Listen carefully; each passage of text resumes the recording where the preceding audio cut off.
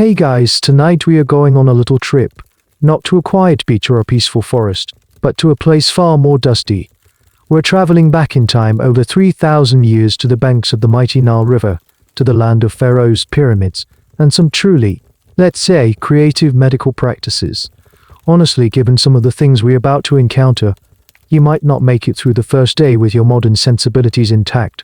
So before you get comfortable, take a moment to like the video and subscribe, but only if you genuinely enjoy what I do here.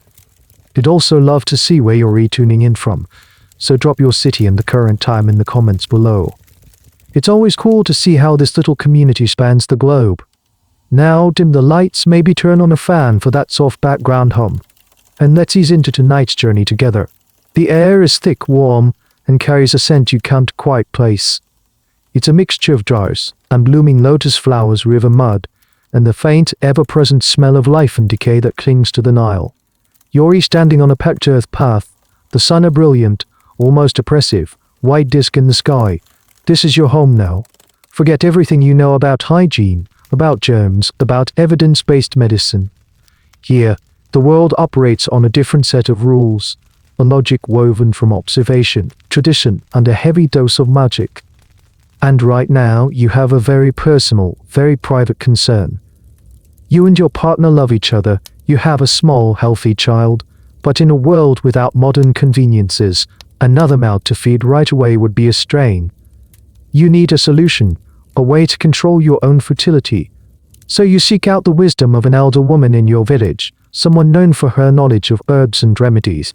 She listens patiently, her eyes crinkling at the corners, lined with the same dark kohl you see on everyone, from the farmers to the high priests. She nods, understanding completely. It's a common request. She tells you to wait and disappears into the cool darkness of hermit brick home. When she returns, she's holding a small clay pot.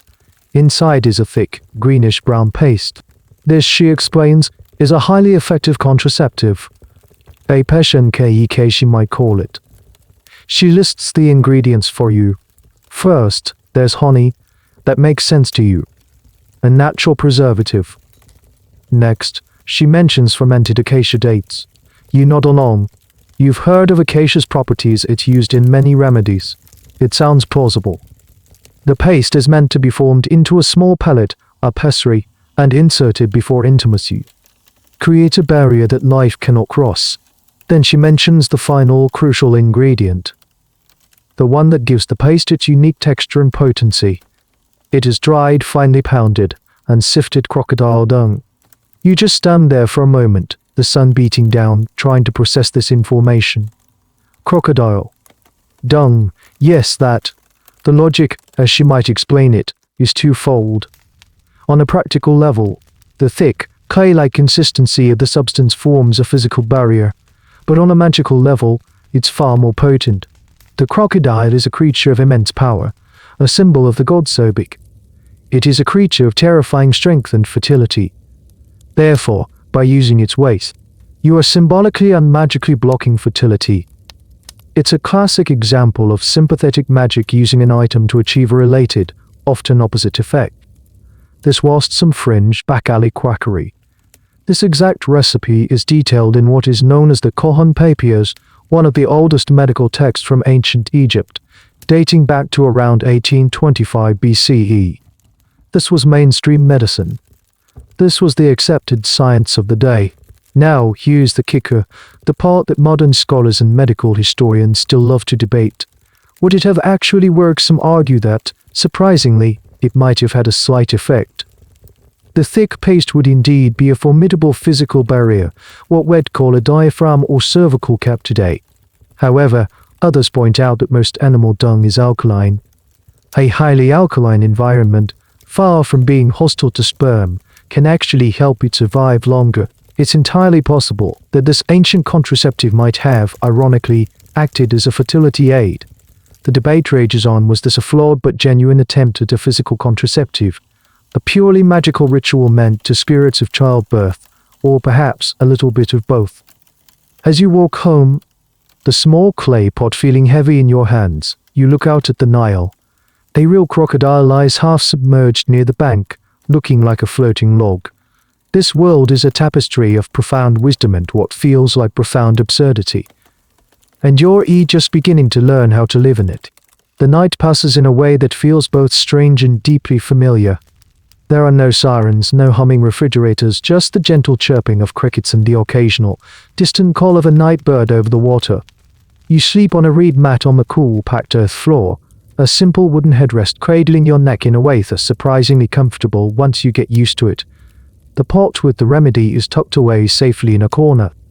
You're woken not by an alarm, but by the gradual change in the quality of light. A thin, grey-blue dawn seeps in through the single, high-up window slit in your mud brick home. It's a soft light, just enough to see the familiar outlines of your one-room house, the clay pots for water and grain, the small oven in the corner still faintly warm from last night's baking, and your family sleeping soundly nearby. The first sound is the distant braying of a donkey, then another. Soon, the village around you begins to stir. You hear the soft shuffling of feet, the low murmur of your neighbors greeting each other, the gentle clinking of pottery. It's a symphony of simple, communal life. You rise, your feet finding the cool, smooth floor. The garment you wear is simple, a knee-length kilt of undyed linen for a man, or a simple, straight-sheathed dress for a woman. It's practical, breathable, and perfect for the heat that you know is coming. Your personal hygiene routine isn't exactly a spa day. You take a bowl of water from a large clay jar filled yesterday from the Nile. You wash your face and hands, perhaps using a chunk of natron and natrimon, a naturally occurring mix of sodium carbonate which acts as a primitive soap. It's a bit harsh, but it cuts through the grime, and the toilet forget flushing. It's a limestone seat placed over us and filled pot in a small, private alcove. The contents are simply taken out and buried in the desert sands. Simple, effective, and a constant reminder of how close you are to the earth. Breakfast is just as simple. You break off a piece of a dense, round loaf of barley bread. It's hearty and incredibly gritty. The stone-grinding querns used to make the flour always leave behind tiny particles of sand and stone. This is a fact of life, and something your teeth will pay the price for over the years. You might have a handful of dates or figs, and you wash it all down with a gulp of what is essentially beer. It's not the strong, bubbly stuff you might be thinking of. This is a thick, nutritious, low-alcohol brew made from fermented barley or emmer wheat. It's a staple of the diet, safer to drink than untreated river water, and considered a food as much as a drink. Stepping outside, the world opens up. Your house, like all the others, is made of sun-dried mud bricks. They are a warm ochre color, clustered together along narrow, winding pathways. A few date palms provide pockets of shade, and dominating everything is the river. The Nile. It is the source of all life. The narrow strip of land on either side of it is a vibrant, impossible green teeming with crops. This is Kemet, the Black Land, named for the rich, dark silt the river deposits every year during its flood. Beyond that fertile strip, as far as the eye can see, lies the shimmering, endless expanse of the desert Deshret, the Red Land. It is the land of chaos, of foreign enemies, and of death. Your entire world, your whole cosmology, is defined by this stark contrast between the black land of life and the red land of death. You see your neighbors. A farmer is coaxing his ox towards the fields. Children are laughing and chasing a strayed og. Life here is governed by the sun and the river. The social structure is clear, like a pyramid. At the very top is the pharaoh, a living god. A living god. Below him are the high priests and nobles. Then come the scribes, the skilled artisans, the soldiers, and at the broad base of it all is you, the farmer, the laborer, the backbone of the entire civilization. Historians still debate just how rigid this social pyramid was. Could a farmer's son with exceptional talent truly rise to become a powerful scribe, or was that more of a hopeful myth than a common reality? For now, though, such thoughts are far away. The sun is climbing higher, its warmth spreading across your shoulders. The day's work awaits, and with it, a whole host of challenges to your health and well-being. Things far more common than the need for a contraceptive paste. This river that gives you life also harbors invisible dangers, and this sun that nourishes your crops can also bring sickness. Your very body, you've been taught, is a microcosm of this cosmic battle between order and chaos. As you go about your day, whether it's hoisting water from an irrigation canal or weaving linen on a simple loom, you're constantly aware of your own body, not in a vain, aesthetic way, but in a deeply practical, almost spiritual sense. To you, an ancient Egyptian, your body isn't just a collection of flesh and bone. It's a miniature universe, a physical vessel where the forces of gods and demons are in a constant churning struggle. You believe your body is animated by several life forces. There's your car, your spiritual double, the vital essence that separates the living from the dead. It requires food and drink to be sustained, which is why you leave offerings at the tombs of your ancestors. Then there's your BA, often depicted as a human-headed bird, which is more like your personality or character. It can travel between the world of the living and the world of the living and the world of the dead after you pass. These aren't just abstract ideas, they are as real to you as the beating of your own heart. Your understanding of anatomy is, let's call it, poetic. You know the heart is important. You believe it's the seat of intelligence, emotion, and memory. When you die, it's your heart that will be weighed against the feather of Mayat, the goddess of truth and justice, to see if you are worthy of the afterlife. A heavy heart weighed down by sin will be devoured, and your existence will end. So you try to live a good life, not just for social reasons, but for your eternal salvation. But the real action, the daily drama of health and sickness, happens within a network of channels. You call Metu, you believe your body is crisscrossed by these invisible tubes. A bit like the irrigation canals that water your fields. They all originate from the heart and extend to every part of your body. Air, blood, tears, saliva, urine, and even a malevolent substance called WKH, do a sort of internal toxic waste produced by digestion, all flow through this same network. This is where things get tricky. When you feel unwell, you don't think in terms of viruses or bacteria. You think in terms of blockages. A headache or Metu when your head is blocked. A stomachache, a blockage there. The cause of the blockage could be anything. It might be WKH you do that has stagnated and is poisoning you from the inside. Or, and this is a very common belief, it could be a demon, an angry god, or the malevolent spirit of someone deceased who has found a way into your body and is causing chaos. A sneeze, for instance, isn't just a simple reflex. It's seen as your body trying to expel a bad spirit that has entered through your nose. Hence the common courtesy, even back then, of saying something like life to you or may you be well, a blessing to ward off the evil that was just expelled.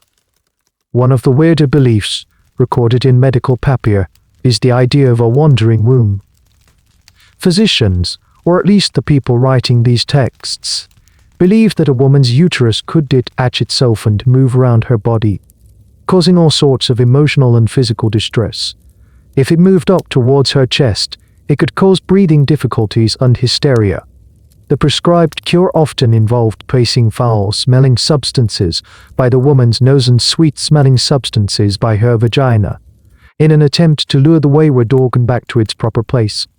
It's a concept that sounds utterly bizarre to us, but it persisted in some form in Western medicine for centuries. So when you get sick, you're not just fighting a physical ailment. You are fighting a supernatural battle. The pain in your joints isn't just inflammation, it's the gnawing of a demon. The fever isn't just your immune system responding, it's a malevolent heat sent by the fearsome lioness goddess, Sekhmet, who could bring plague upon the land. This belief system dictates how you seek help. You need someone who can not only address the physical symptoms, the blockage in your Metu, but also identify and appease the supernatural force behind it. You need more than a doctor. You need a spiritual warrior. The lines between medicine, magic, and religion are not just blurry, they are completely non-existent. They are one and the same thing. This is a fundamental truth that will shape every interaction you have with the people who call themselves healers. And deciding which one to trust with your life, well, that's the next big challenge you'll have to face. Historians still debate the precise hierarchy and division of labor between these different types of healers. Was a priest-physician seen as more effective than a lay physician for certain ailments? The evidence is tantalizingly incomplete. Let's say you wake up one morning with a pounding headache and a fever. The world feels tilted, and the morning sun, usually a welcome sight, stabs at your eyes. The simple act of lifting the water jar feels like a monumental effort. Clearly, something is wrong. A blockage in your meta, perhaps a demon slipped in while you slept. It's time to see a professional. But who do you call? Your first option, and often the most accessible, is the local wise woman or lay healer. This might be the same person you consulted for the crocodile dung contraceptive. She doesn't have a formal title, but everyone in the village knows her. Her knowledge is a hodgepodge of passed down herbal remedies, folk wisdom, and a good dose of practical experience. She might give you a poultice of crushed willow leaves for your head, and unknowingly, you'd be getting a dose of salicylic acid, the active ingredient in aspirin. She knows which plants soothe the cough and which ones settle a stomach. Her medicine is earthy, immediate, and intertwined with simple magical gestures. She's the ancient world's equivalent of your grandmother telling you to have some chicken soup, but with a lot more incantations. If your condition is more serious, or if the local healer's remedies don't work, you might need to escalate. This is where the SWNW, pronounced Suanoo, comes in. This is the closest thing to what we would call a secular doctor. The SWNW is a trained, literate professional. They have likely studied the great medical papier, like the Abbas papiers or the Edwin Smith papiers. They see themselves as craftsmen, skilled technicians of the human body. I was a SWNW who healed, never one who caused to be ill. A pretty good marketing slogan, you have to admit. When you visit a SWNW, the process feels surprisingly clinical. They will ask you questions: where does it hurt? When did the pain start? They will observe you, looking at the color of your skin, the clarity of your eyes. They might even take your pulse, believing they are listening to the heart speak through the metal channels in your wrist. They will then consult their knowledge, trying to match your symptoms to a case described in their texts. The papier often read like a textbook. If you examine a man with ailment X, and you find he has symptoms A, B, and C, then you shall say of him, he suffers from the disease of Y. Then you shall prepare for him the following remedy. It's a systematic, almost scientific approach. But here's the twist. The remedies they prescribe are still a blend of the practical and the magical. Your fever might be treated with a potion containing honey and natural antibacterial, but also infused with a prayer to Isis. You're dealing with a professional, but a professional from 1500 BCE. Your third, and often most powerful option, is the priest-physician. These are healers who operate out of the temples. They are often priests of Sekhmet, the goddess of healing and destruction, or Thoth, the god of wisdom and knowledge. When you seek help from a temple, you are admitting that your problem is likely supernatural in origin. The treatment here will lean heavily on ritual and magic. You might be asked to sleep overnight in a special sanatorium within the temple grounds, a practice known as incubation, hoping that the god will visit you in a dream and reveal the cure. The priest will then interpret your dream and prescribe a course of action. This might involve prayers, making specific offerings, or wearing a protective amulet. And if you're really well off, you can see a specialist. Yes, specialization was a thing. The Greek historian Herodotus, writing much later but observing Egyptian traditions, noted this with astonishment. Medicine is practiced among them on a plan of separation. Each physician treats a single disorder, and no more some of the eye, some of the teeth, some of what pertains to the belly. There were even specialists with titles, like Shepherd of the Anus of the Pharaoh. It's a job title that sounds like a punchline, but it was a real, and probably very well compensated position. It points to a deep understanding that different parts of the body require different expertise. So who do you choose? A lay healer for a simple cold, a SWNW for a persistent cough, or a priest for a terrifying, unexplainable illness? The lines were often blurred. ISWNW might also use incantations, and a priest might prescribe herbal remedies. The question of whether these were competing fields or a collaborative system is something Egyptologists are still piecing together. For you, the patient, the choice is a practical one. You go to whoever you think can get the job done, whether that involves a poultice, a pill, or a prayer. And the prescriptions they write, well, that's where things get truly wild. Let's say you've chosen to visit a SWNW, the trained physician. After a thorough examination, well, thorough for the Bond's age, he nods gravely and confirms your fears. You have a fever, a classic case of the demon Nochu Hotep invading your metu channels. Okay, I made that demon name up, but you get the idea. He unrolls a small section of papyrus, his finger tracing the hieratic script, a cursive form of hieroglyphs used for everyday writing. He says, just as the ancient texts describe, we have the cure. He then proceeds to dictate the prescription to his apprentice, a young boy who diligently grinds ingredients on a stone pallet. You listen closely, hoping for something reassuringly simple like willow bark or soothing honey. You are about to be disappointed. The pharmacopoeia of ancient Egypt was vast, drawing on plants, minerals, and a truly staggering array of animal products. Some of it makes perfect sense. They used honey extensively, which we now know has antibacterial properties. They used aloe for skin irritations, mint for stomach ailments, and senna as a laxative. All good stuff. They used minerals like malachite, copper ore, and galena and lead ore, which, as we'll see later, had some unintended but beneficial antiseptic effects. But then you get to the animal parts, and this is where your modern stomach might start to clench. The underlying principle was often sympathetic magic. To cure a problem, you use an ingredient that is symbolically related to it.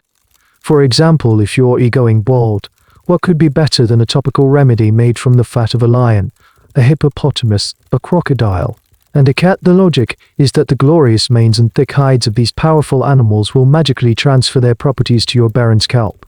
It probably just made you smell terrible, but the hope was potent. Need to improve your hearing? A remedy from the Abbas Papyrus suggests injecting a mixture of bat wings and olive oil into the ear.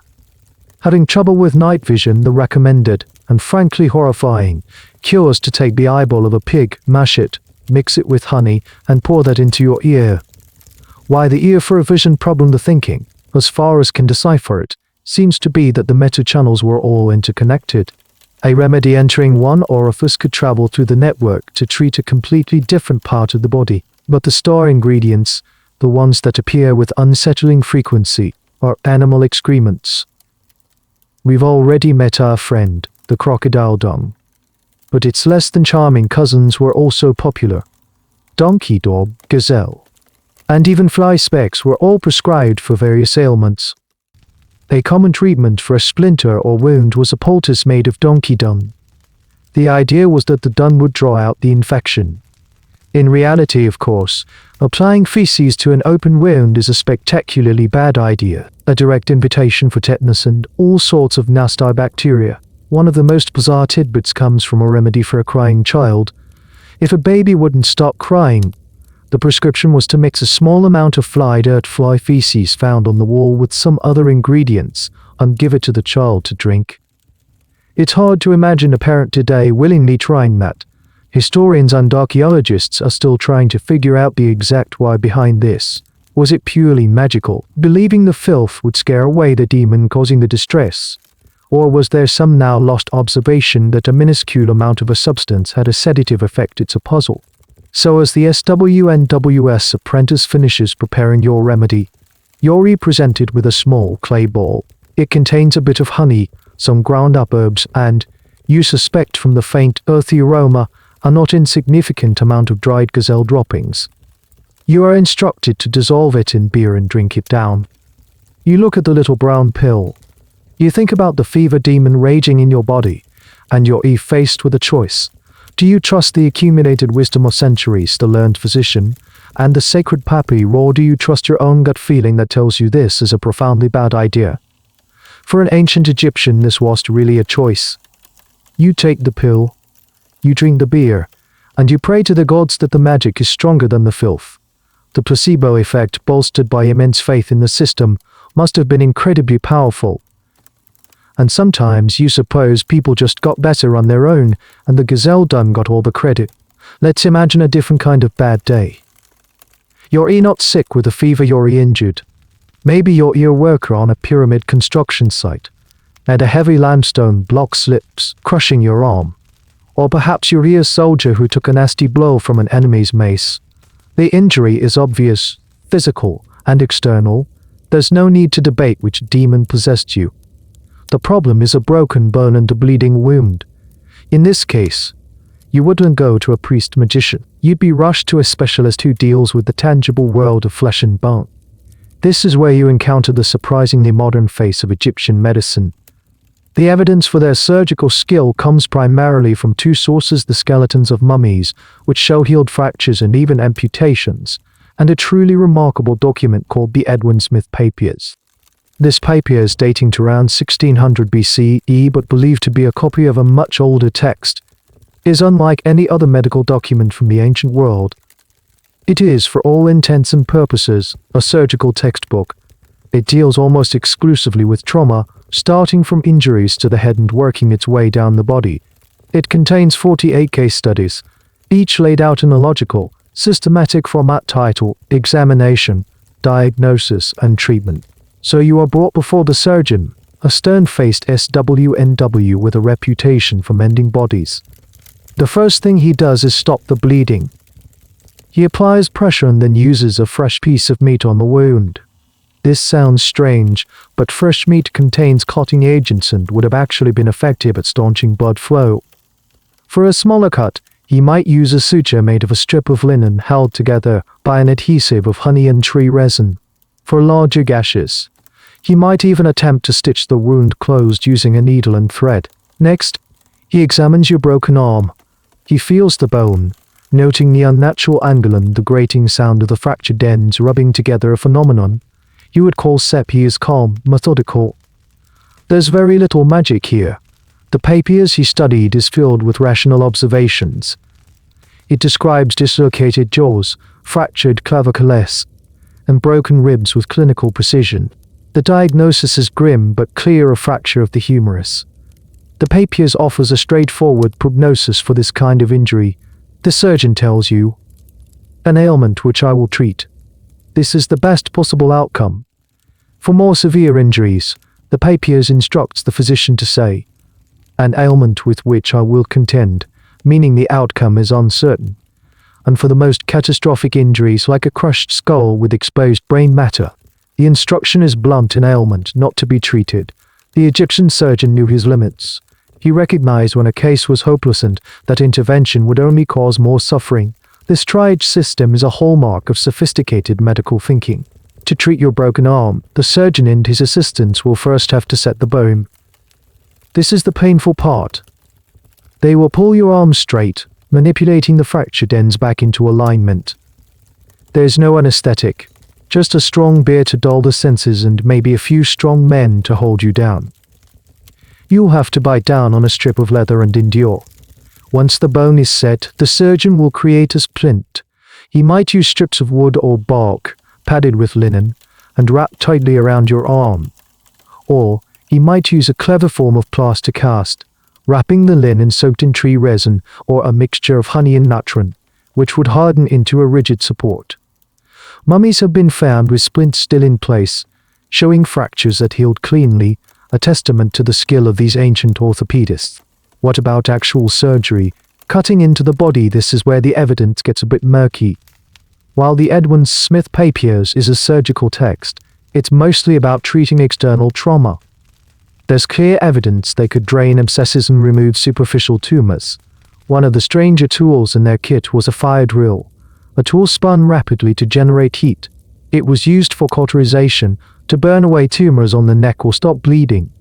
It was brutal, but effective. However, invasive surgery into the torso or abdomen seems to have been extremely rare, if it happened at all. Why historians are still debating this? One theory is that their religious beliefs about keeping the body whole for the afterlife made them hesitant to cut it open. Another, more practical theory is that without a true understanding of germs and internal anatomy, any deep surgery would have almost certainly led to a fatal infection. They were brilliant at fixing the body from the outside, but the inside remained a sacred and dangerous mystery, at least for the living. The great irony, of course, is that they had no problem removing all the internal organs during the process of mummification. But that was a holy ritual for the dead, not a medical procedure for the living. For now, your arm is splintered, the pain is subsiding into a dull throb, and you've been given a powerful beer. You've just experienced the pinnacle of ancient Egyptian medical science, rational, observant, and remarkably effective. A few weeks pass. Your broken arm is healing nicely within its stiff, resin-soaked linen cast. But a new misery has begun to blossom in your mouth. It starts as a dull ache in your lower jaw, a persistent throb that makes it hard to chew your gritty barley bread. Soon, the ache sharpens into a piercing, relentless pain that radiates up the side of your face. It keeps you up at night, a tiny, hot cold agony lodged in your bone. Later, in the modern world, this is an inconvenience solved by a trip to the dentist. In ancient Egypt, it's a potential death sentence. Dental problems were rampant, and they were one of the leading causes of chronic pain and death for ordinary people. The main culprit was your diet. That hearty bread you eat every day, the staple of your existence, is also your enemy. The stone querns and mortars used to grind the grain for flour inevitably shed tiny particles of sand, grit, and stone into the mix. Over a lifetime, chewing this abrasive food acts like sandpaper on your teeth. Your enamel is slowly but surely worn away, a condition called dental attrition. You can see it in the skulls of mummies' teeth worn down flat, sometimes right to the pulp. Once the soft, sensitive pulp is exposed, it's a gateway for infection. Bacteria from your mouth can get in, leading to excruciating abscesses, pus-filled pockets at the root of the tooth. This is what's happening to you now. An abscess is forming in your jaw. The pain is immense, and the infection can spread. If it gets into your bloodstream, it can lead to sepsis, killing you. So, what are your options? You go to see a specialist, a SWNW, who deals with ailments of the mouth. There were indeed toothmen. The earliest known dentist in the world by name is an Egyptian named Tisire, who lived around 2600 BCE. His tomb inscription proudly declares him chief of the two others and the physicians. A two other sounds a bit like a medieval thug, but it was a legitimate profession. The tooth man examines you. He sees the swelling on your gum line. He might poke and prod, causing you to yelp in pain. He knows what HE's looking for. He consults his mental textbook of remedies. The Ebers Papiers contains a number of prescriptions for a gnawing of the blood in the tooth. The primary theory for a toothitch was that a toothworm had burrowed into your tooth and was wriggling around, causing the pain. This belief in a toothworm was not unique to Egypt. It was a common dental theory across the ancient world for thousands of years. The treatment, therefore, was to kill or expel the worm. One remedy calls for a paste of cumin, incense, and fruit pulp to be packed around the offending tooth. Another involves a mouthwash made of beer and herbs. These might have had some mild antiseptic or analgesic effect, but they wouldn't solve the underlying problem of the abscess. What about pulling the tooth? This is a point of major academic debate for a long time. It was believed that ancient Egyptians, despite their other medical skills, did not practice tooth extraction. The evidence seemed to suggest it. Few mummies are found with missing teeth other than those lost naturally after death, and there are no clear depictions of tooth pulling in their art. The theory was that the risk of jaw fracture or uncontrollable bleeding and infection was just too high.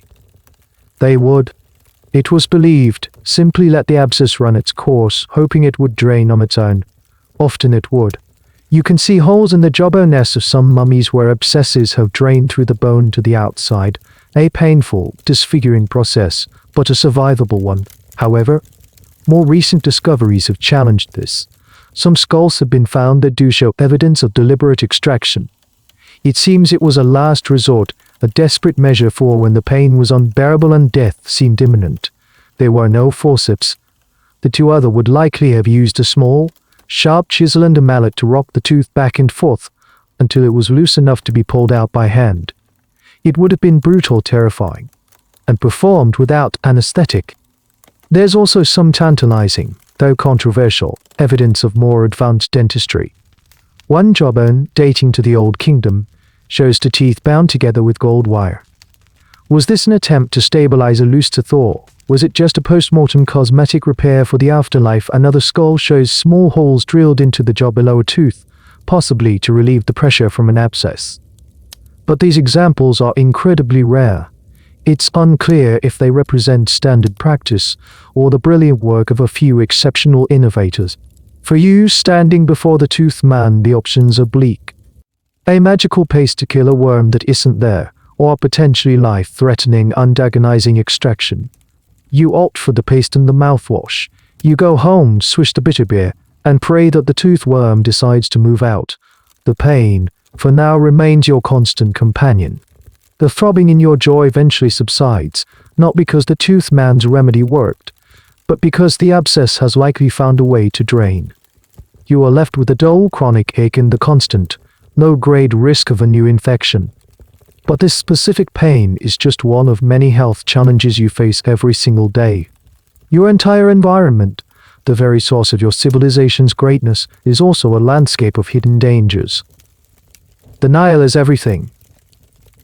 It's your water source, your highway, your bath, and your sewer. You drink from it, wash your clothes in it, and watch as waste from upstream villages drifts by. You have no concept of waterborne pathogens, but you live with their consequences every day. Dysentery and other gastrointestinal diseases are common, often referred to simply as afflictions of the belly. They can be debilitating and, for the very young or old, fatal. This is why beer was so important. The fermentation process killed most of the harmful bacteria, making it a safer source of hydration than the river itself. But there's a far more insidious threat lurking in the calm, shallow waters of the irrigation canals where you work and your children play. It's a parasite, the schistosomus worm. The worm's life cycle is complex, involving freshwater snails as an intermediate host. When you wade into the water to clear a canal or gather reeds, the microscopic larvae of the worm are released from the snails and burrow directly through your skin. Once inside you, they travel through your bloodstream to your liver, where they mature and mate. Then, the real trouble begins.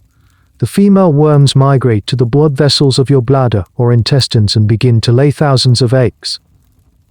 Many of these eggs are passed out of your body when you urinate or defecate, continuing the parasite's life cycle if they find their way back to the water. But many eggs don't make it out. They get trapped in your tissues, particularly your bladder and liver. The body's immune system attacks these trapped eggs, causing chronic inflammation. The result is a disease we now call schistosomesins or bilharzia.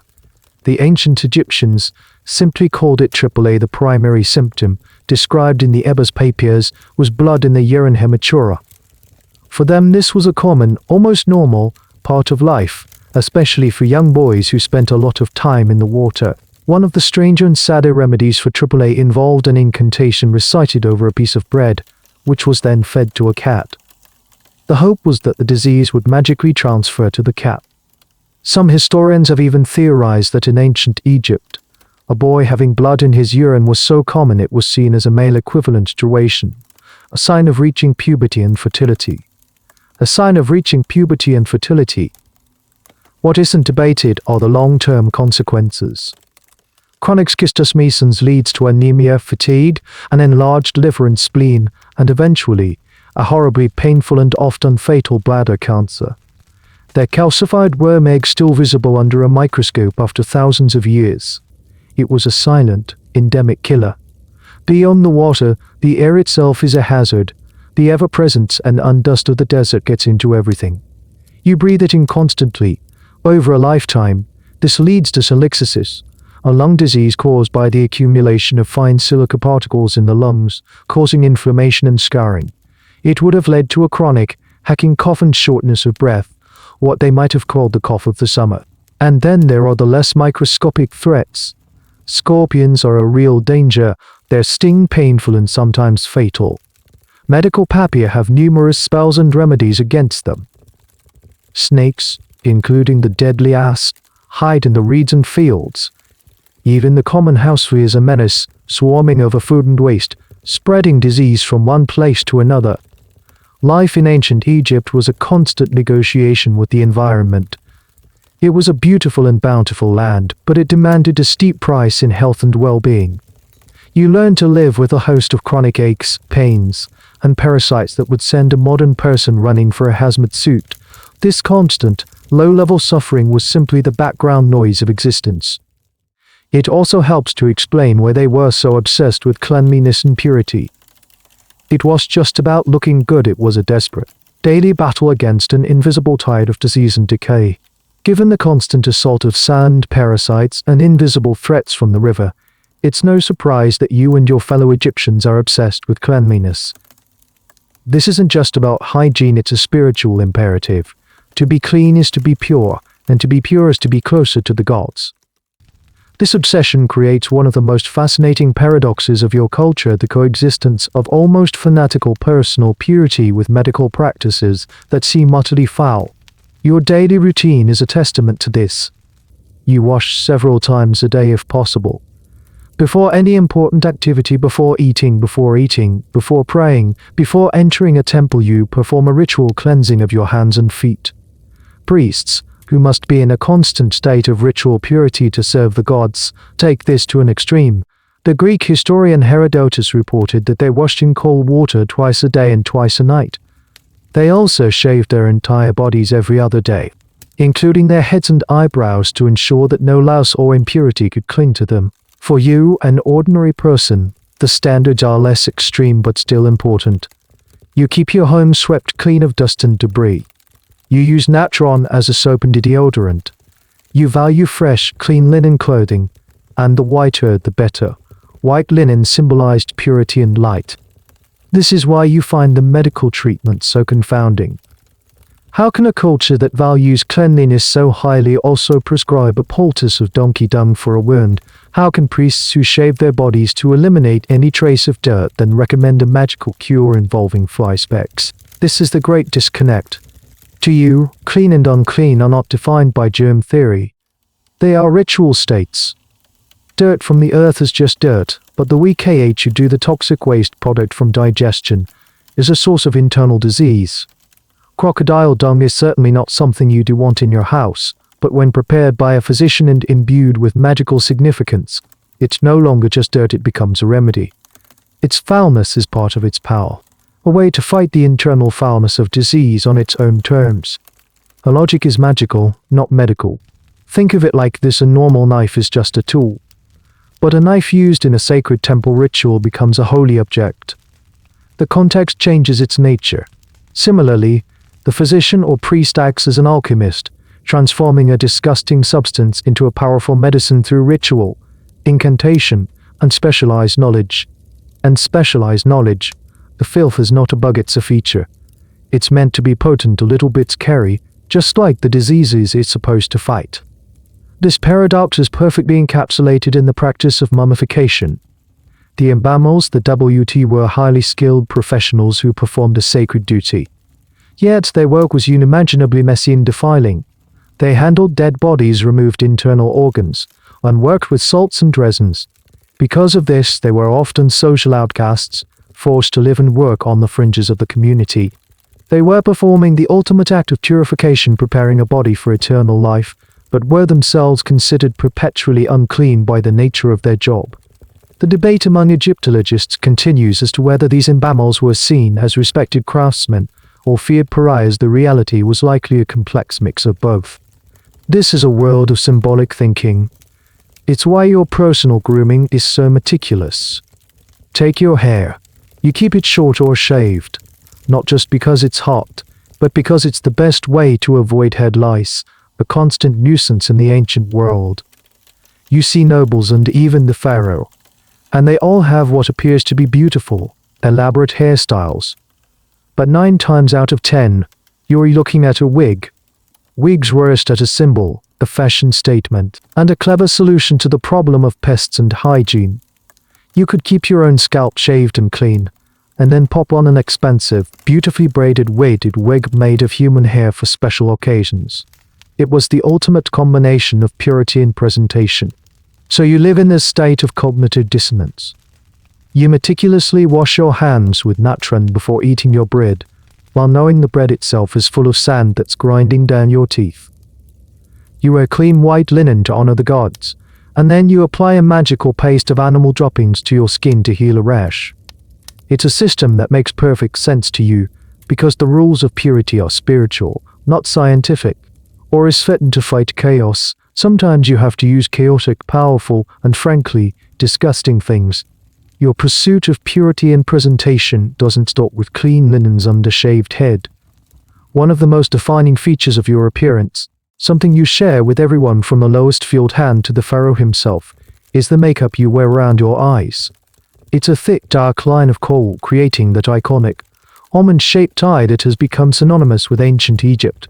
But this isn't just about looking good in the harsh desert sun. It's a prime example of how fashion, medicine, and magic are completely inseparable in your world. You wake up and, as part of your morning ritual, you reach for your cosmetic kit. If you're wealthy, it's an ornate chest with beautifully carved containers made of alabaster or ivory. If you're like most people, it's a simpler set of small stone pallet for grinding, a smooth pebble to do the grinding, and a clay pot to store the finished powder. The applicator is usually a thin stick made of wood or bone. You have two main types of eye makeup. The most common is black kohl made from a mineral called galena, which is a lead sulfide. You grind the galena into a fine powder and mix it with a little bit of oil or animal fat to create a paste. The other popular color is green, made from malachite, a copper carbonate. This was especially popular in the earlier periods of Egyptian history. You carefully apply the kohl, drawing a thick line around your entire eye, extending out towards your temple. It looks dramatic, and that's part of the point. It makes your eyes pop and is considered beautiful for both men and women. But it also serves a very practical purpose. The dark lines act as a natural sunglass, reducing the fierce glare of the sun reflecting off the sand and water. It's the same principle behind modern athletes smearing black grease under their eyes. But the most important reason you wear it is for protection, both medical and magical. You believe the kohl has potent magical properties. By lining your eyes, you are creating a protective barrier, a magical shield that prevents malevolent spirits or the evil eye from entering your body through your most vulnerable organs. It's a form of amulet to wear directly on your face. And here's where the story gets really interesting, and where modern science has stepped in to reveal a truth the Egyptians couldn't have known. For a long time, historians assumed that using a lead-based cosmetic was, to put it mildly, a bad idea. Lead is a potent neurotoxin, and prolonged exposure can be very dangerous. It seemed like another example of the Egyptians' beautiful but deadly traditions. However, a few years ago, a team of French scientists decided to investigate this further. They analyzed the exact chemical composition of ancient kohl samples found in museum collections. They discovered that the Egyptians were deliberately synthesizing lead compounds at very low concentrations. It wasn't just ground up raw galena, it was a sophisticated chemical process, taking weeks to complete. The really startling discovery was what these specific lead compounds do when they come into contact with skin cells. In very small doses, they stimulate the production of nitric oxide. Nitric oxide is a key molecule in your immune system. It revs up your body's defenses, helping to kill bacteria and fight off infections. Think about what that means. The most common ailment in your world is bacterial conjunctivitis, what we call pink eye, spread by flies and dirty hands in the dusty environment. By applying this lead-based kohl every day, you were unknowingly giving yourself a constant, low-level prophylactic dose of an immune booster. It was, in effect, a primitive form of antibiotic ointment. You thought you were warding off evil spirits, but you were actually warding off Staphylococcus aureus. The Egyptians knew it worked. Medical papyri full of recipes for ourselves using these same compounds to treat infections. They just attributed the success to magic and the gods Horus and Ra, whose eyes were powerful divine symbols that the makeup was meant to evoke. They had the right answer, but for the wrong reason. The question of whether the long-term toxic effects of lead outweighed the short-term antibacterial benefits is still a subject of academic discussion. Given the much shorter average lifespan and the immediate, constant threat of blinding eye infections, it's likely that for you, it was a trade-off well worth making. You'd rather risk a slow, cumulative poison than go blind next week from a raging infection. So as you finish applying your makeup, you look at your reflection in a small, polished bronze mirror. You see a face that is protected, beautiful, and divinely sanctioned. You have your sunglasses on, your magical shield up, and your immune system boosted. You are ready to face the day. Your eye makeup is not just a cosmetic, it's a piece of advanced, albeit accidental, medical technology. With your eyes perfectly lined and protected, you turn your attention to what's on your head. Or more accurately, what's not on your head. As we've touched on, you, like most Egyptians, probably keep your natural hair cropped very short or your head completely shaved. This is a practical decision. In a hot climate, it's cool and comfortable. More importantly, it is the single most effective defense against the scourge of lice, fleas, and other pests that thrive in human hair. You can see the evidence of this problem everywhere.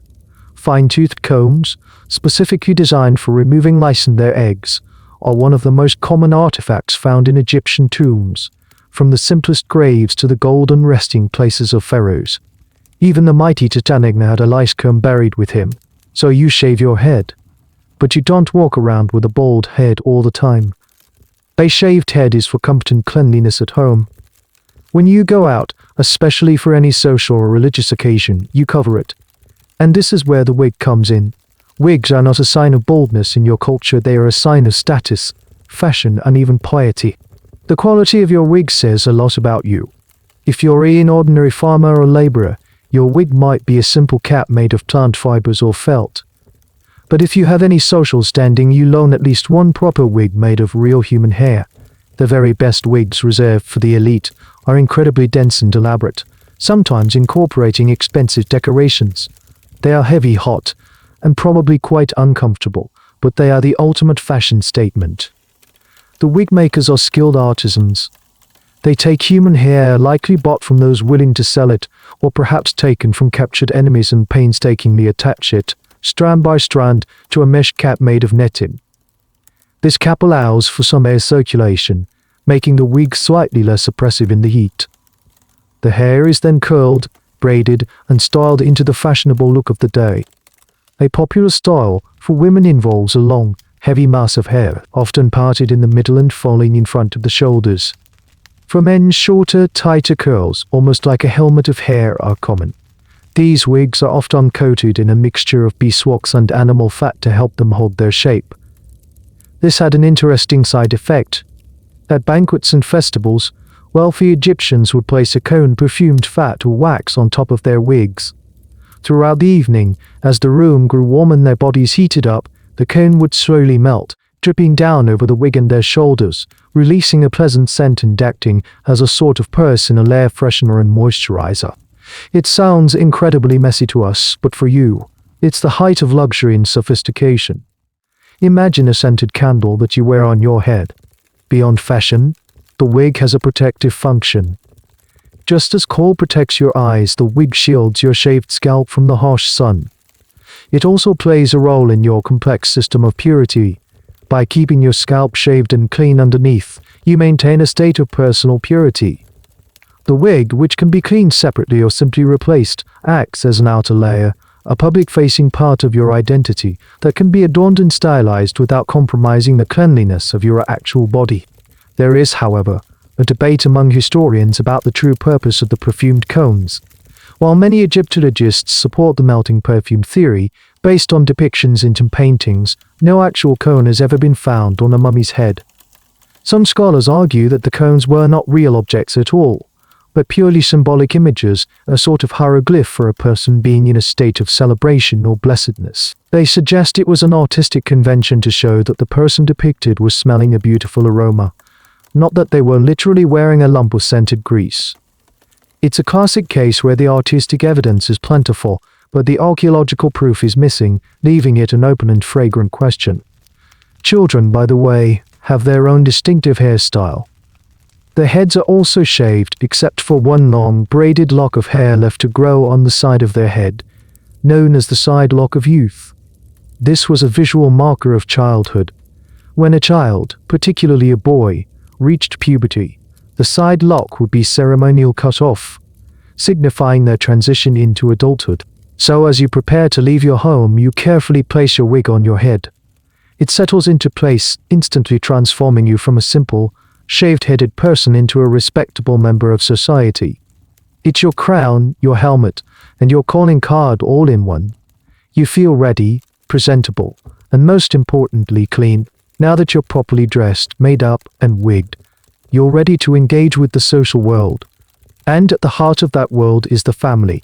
Your ideas about love, marriage, and relationships might be surprisingly familiar to a modern observer, even if the customs that surround them are quite different. Forget the idea of arranged marriages being the ironclad rule. For ordinary people like you, it seems that personal choice played a significant role. You likely grew up with the person you would eventually marry, your families living in the same small village, your lives intertwined since childhood. Love poetry from the New Kingdom period speaks with a voice that is passionate, personal, and deeply romantic. It's not about dynastic alliances or property mergers, it's about longing beauty and the brother and sister you desire. Calling your beloved brother or sister sounds very strange, even a bit taboo to modern ears. But in your culture, it was a common term of endearment, a way of expressing deep affection and intimacy, not a literal statement of siblinghood. Though it's worth noting that within the royal family, marriage between siblings or half-siblings did happen as a way to consolidate power and keep the divine bloodline pure, but this was not the norm for the general population. You probably get married young, perhaps in your mid to late teens for a girl, and a few years older for a boy. There's no big formal wedding ceremony as we might think of it. Marriage for you is a social contract, not a religious one. It begins when the bride moves her belongings into the groom's house. That's it. There might be a feast with family and friends to celebrate, but the legal and social reality of the marriage is established by the act of cohabitation. What is remarkably progressive, however, is the legal framework that surrounds this union. Marriage contracts, or at least documents detailing property arrangements, were common. A woman in your society has significant legal rights. She can own, inherit, and bequeath property independently of her husband. She can enter into contracts, bring lawsuits, and act as a witness in court. If a marriage ends in divorce, which was a relatively straightforward process initiated by either the man or the woman, the wife is entitled to a share of the couple's joint property. The most common grounds for divorce was simply a mutual agreement to separate. These legal documents give us a fascinating glimpse into the practicalities of relationships. One contract might stipulate that the husband must provide a certain amount of grain and oil to his wife each year. Another might detail the property she brings into the marriage, which remains hers if they separate. This wasn't an oppressive patriarchal system where a woman was her husband's property. It was a partnership, albeit one where the man was typically the public head of the household. This is not to say it was a paradise of equality. Society was still patriarchal. A man could have more than one wife if he could afford to support them, though monogamy was the standard for most people. Adultery, especially for women, was a serious offense, with punishments ranging from public disgrace to severe physical mutilation or even death, at least according to some texts. However, whether these harsh written laws were always strictly enforced in reality is a matter of ongoing debate among historians. Legal texts often present the worst-case scenario, not the everyday norm. Affection is openly displayed. Tomb paintings and statues frequently depict husbands and wives in tender poses holding hands, with an arm wrapped around a shoulder, or a wife affectionately touching her husband's arm. These aren't just formal portraits, they are expressions of a genuine bond that was meant to last for eternity. The ideal family was a core value. Your tomb, your eternal home, would be decorated with images of you, your spouse, and your children, ensuring that your familial bliss would continue in the afterlife. And children are the ultimate goal of marriage. Having children, especially a son to carry on your name and oversee your funerary rites, is incredibly important. But producing those children in a world of rudimentary medicine and ever-present danger is perhaps the biggest gamble you and your partner will ever take. The romance of the love poems gives way to the harsh biological reality of procreation. The decision to have a child is the most natural thing in the world, a joyous and expected part of married life. But the journey from conception to a healthy baby is a perilous one, a path fraught with risk for both mother and child. It is quite literally a life and death gamble. First, you need to determine if you're even pregnant. You don't have test strips from a pharmacy, but you do have your own unique methods, as described in ancient papyri. One of the most fancy tests is a real gem of creative, if flawed biological thinking. A woman who suspects she is pregnant is instructed to urinate into two separate bags, one containing barley and the other containing emmer wheat. If either of the grains sprouts, she is pregnant. If the barley sprouts first, the baby will be a boy. If the emmer wheat sprouts first, it will be a girl. If neither sprouts, she is not pregnant. It sounds like pure superstition, but here's the bizarre part: modern scientists decided to test this. They found that the urine of a pregnant woman, due to its elevated estrogen levels, can indeed promote seed germination about 70% of the time. So the pregnancy test part actually worked, more or less. The gender prediction part, however, was pure fantasy. But achieving 70% accuracy with a non-invasive test is pretty remarkable for the ancient world. Once your pregnancy is confirmed, the barley sprouted, let's say, your primary focus shifts to protection. The 9 months of gestation are seen as a vulnerable time. You are susceptible to malevolent spirits and angry goddesses who might try to harm you or the unborn child. To protect yourself, you would surround yourself with magic. You'd wear special amulets, perhaps one of the goddess Tiahueti, the fearsome-looking but benevolent hippopotamus deity who was the great protector of pregnant women in childbirth. Her image, a hybrid of a hippo, a lion, and a crocodile, was meant to scare away any evil forces. You'd also have an amulet of bees, the dwarf god, another fierce protector of the home and family. Your diet would be supplemented with foods believed to promote a healthy baby, and you do recite protective spells daily. The line between a prayer and a medical prescription is, as always, non-existent. When the time comes to give birth, you don't go to a hospital. You don't even lie down in a bed. The typical birthing posture is squatting or kneeling, using gravity to help with the delivery. You might be supported by female relatives or a midwife, known as a shat. You would deliver your baby while squatting on a pair of large, specially made bricks, known as birthing bricks, known as birthing bricks, known as birthing bricks. These bricks were often decorated with magical images of gods and protective symbols, creating a sacred space for the birth. This is the moment of greatest danger. Childbirth is a leading cause of death for women. A baby in the wrong position, a hemorrhage that can't be stopped, or an infection that sets in after the delivery are all common in deadly scenarios. The medical papyri have spells and rituals for a difficult birth, but very few practical obstetric interventions.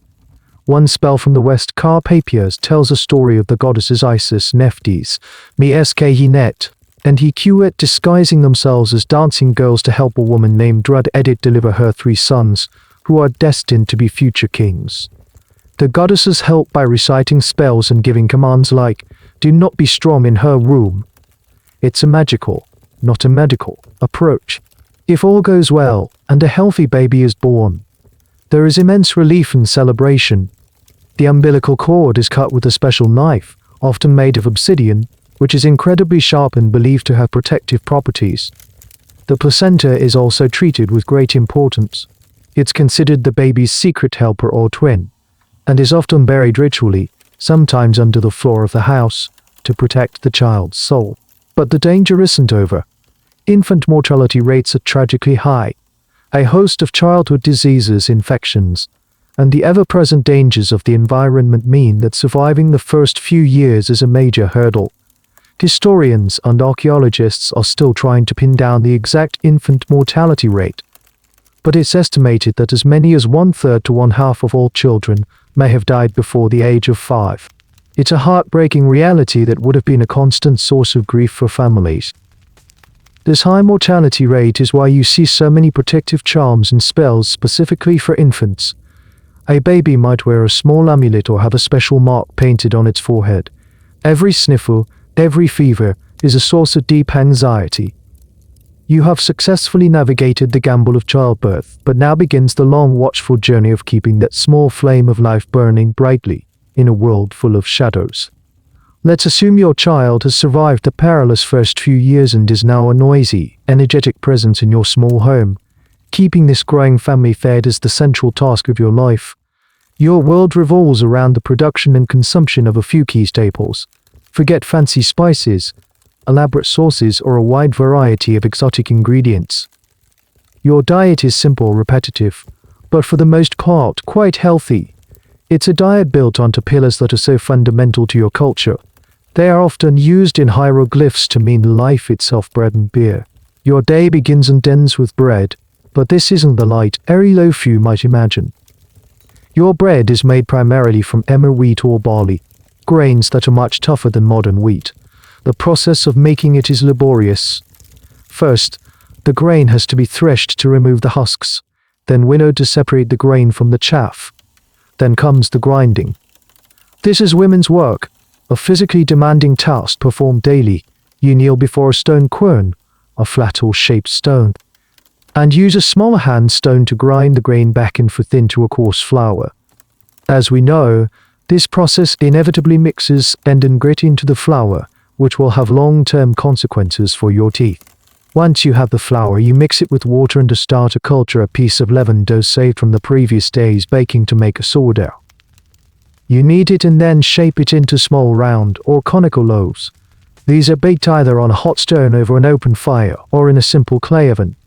The resulting bread is dense, coarse, and hearty. It is the carbohydrate-rich fuel that powers your civilization. Your other daily staple is beer. But again, you need to erase your modern image of a cold, golden, bubbly beverage. Egyptian beer, or henk tea, was a thick, nutritious, porridge-like liquid. It was brewed from the same barley or emmer wheat used for bread. In fact, the process was very similar. Special beer bread was lightly baked, so the inside remained round, full of active yeast. This bread was then crumbled, mixed with water and sometimes dates for sweetness, and left to ferment in large clay vats. The resulting brew was unfiltered, so it was full of yeast and grain particles. It was cloudy, low in alcohol, and rich in vitamins, minerals, and proteins. It was essentially liquid bread. It was safer than water, provided essential nutrients, and was a source of calories for the entire population. Children drank it, laborers drank it, even the gods were offered beer in their temples. For many workers, beer wasn't just a drink, it was their paycheck. The laborers who built the pyramids at Giza were paid in daily rations of bread and beer. Records from the Giza Plateau show that a standard worker received about 3 or 4 loaves of bread and 2 jugs of beer per day, which amounted to a hefty 4,000 to 5,000 calories. This wasn't a drunken party, it was a practical way to provide a high-energy, safe, and easily distributed food source to a massive workforce. Beyond bread and beer, your diet is supplemented by whatever the land provides. Vegetables are a key component. You eat a lot of onions, garlic, leeks, lettuce, radishes, and cucumbers. These are often eaten raw or lightly cooked. Lentils and chickpeas are a major source of protein. For sweetness, you have dates, figs, and honey, though honey was a luxury for most. What about meat? For the average person, it was a rare treat. The best cuts of beef were reserved for the temple offerings and the tables of the elite. You might have a goat or a sheep, but they were more valuable for their milk and wool. You might raise some poultry, ducks and geese were common. The chicken, surprisingly, was a late arrival in Egypt and not a common food source for most of its history. Your most reliable source of animal protein is the Nile itself, fish. You eat a lot of tilapia, perch, and catfish, either fresh or, more commonly, salted and dried to preserve them for later. There's an ongoing debate among scholars about just how much meat the pyramid builders ate.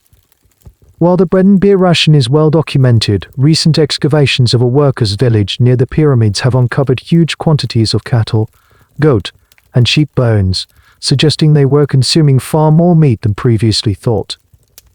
This challenges the old image of a starving slave class and paints a picture of a well-fed, highly organized workforce of skilled Egyptian laborers. So your family meal is simple. You sit on the floor or on those stools. You scoop up a thick lentil stew with a piece of your gritty bread. You eat some raw onions and radishes on the side. And you wash it all down with a jug of thick, slightly sour beer. It's not gourmet, but it's sustenance. It's the fuel you need to face another long day of hard work under the Egyptian sun. The hearty meal of bread and beer settles in your stomach, providing the energy you'll need for the day ahead, because unless you are a high-ranking priest or a noble born to immense wealth, your life is one of hard physical labor. Your day isn't measured by a clock, but by the journey of the sun god Ra across the sky. If you are a farmer, which accounts for the vast majority of the population, your life is dictated by the 3 seasons of the Nile. The first season is aka the inundation, from roughly June to September. This is when the river overflows its banks, depositing a fresh layer of fertile black silt across the fields. During this time, farming is impossible. So what do? You become a construction worker.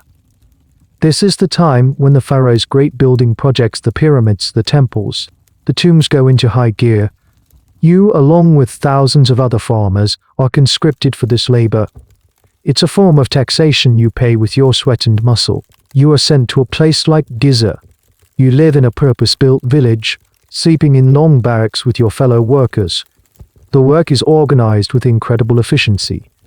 You are part of a gang which is part of a larger division, each with its own name, like the Friends of Khufu gang. It fosters a sense of teamwork and competition. The work is grueling.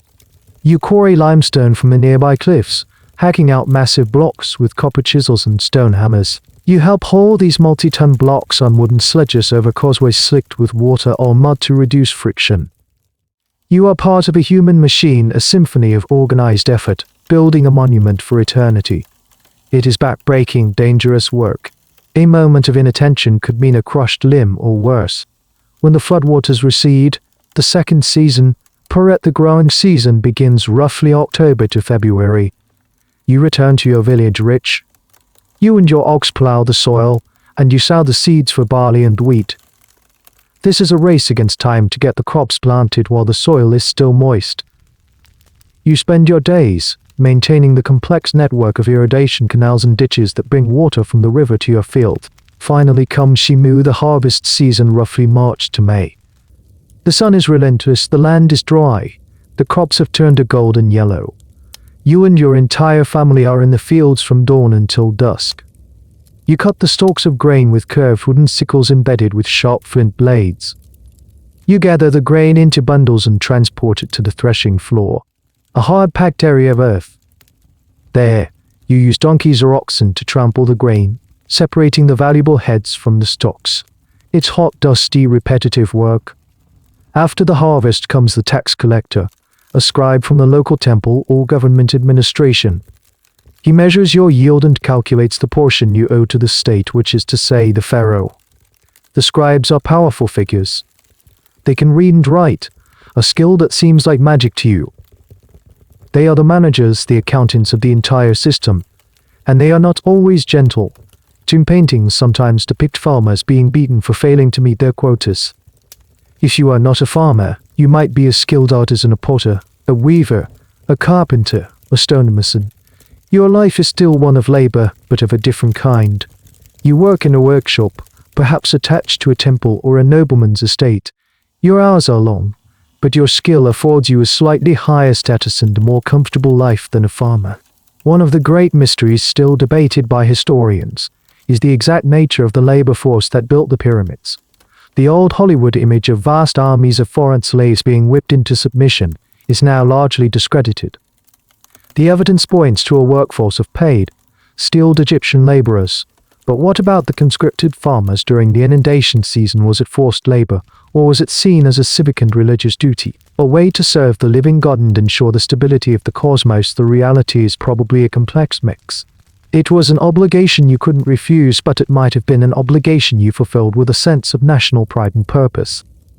As the sun sets, casting long shadows across the fields or the construction site, you return home, your body aching with fatigue. You wash the dust and sweat from your skin. You eat your simple meal. You are not a king or a high priest. You are a cog in a vast and ancient machine, your individual life a single thread in the grand tapestry of Egypt. And tomorrow, you will rise and do it all again.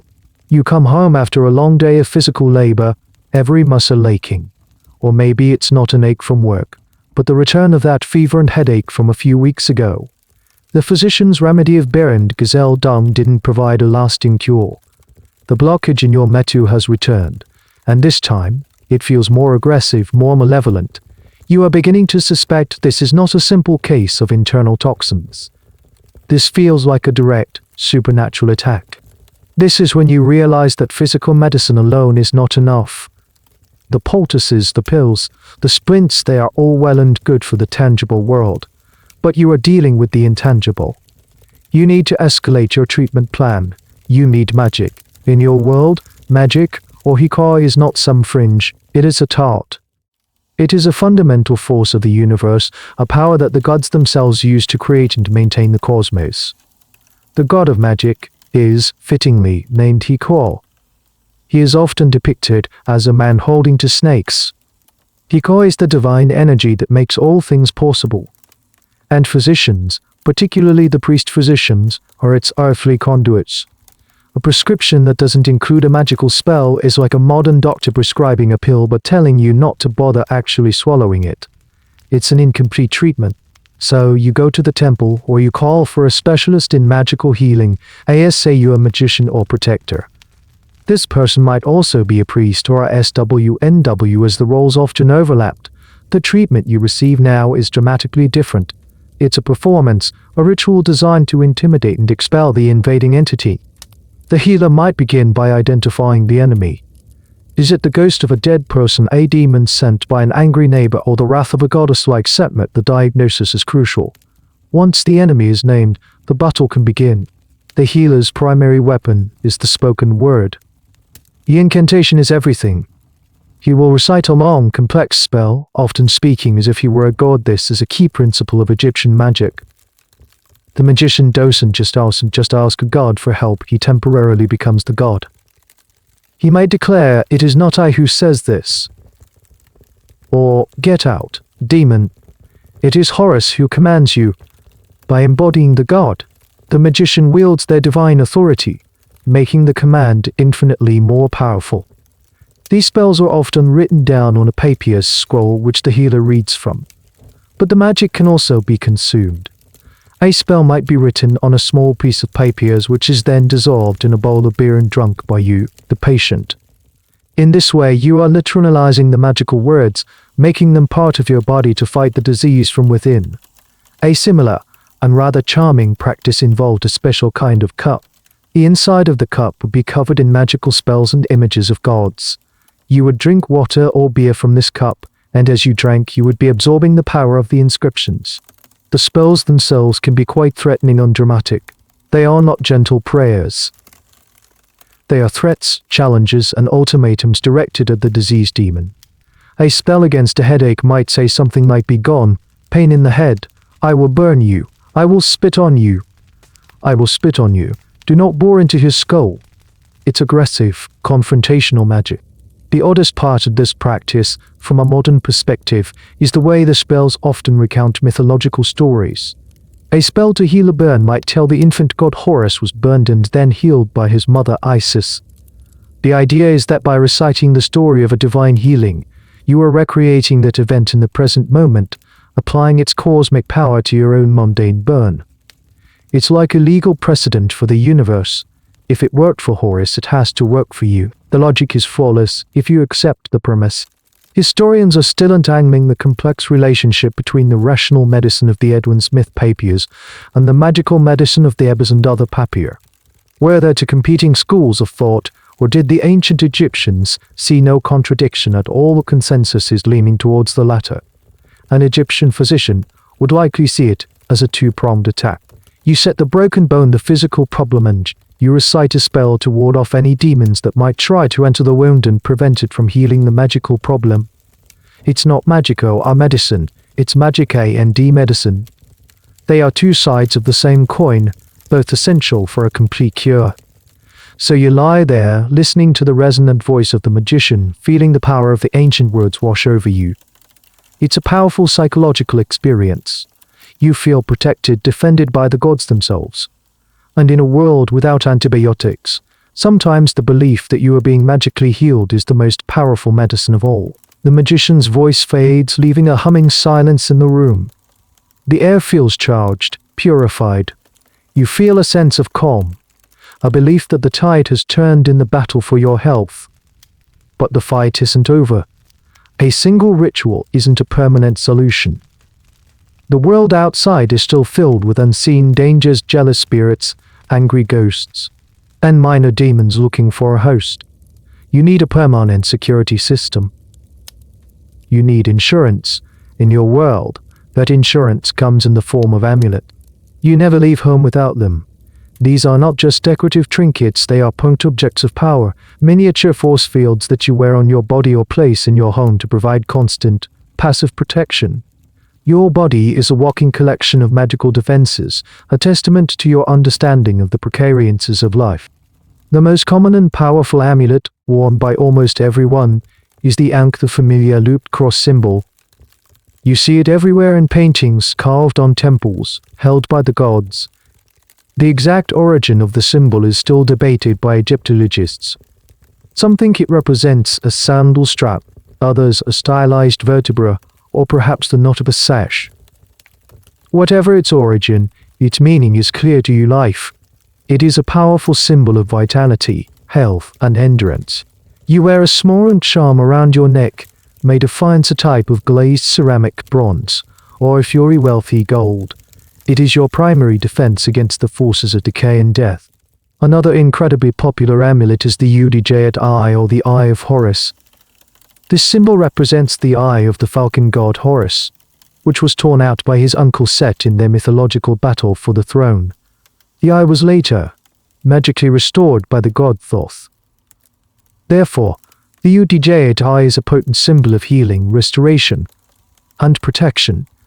You wear it to guard against sickness, to ward off the evil eye, the malevolent stare of an envious person, and to ensure your general well-being. It's like a divine first aid kit in symbolic form.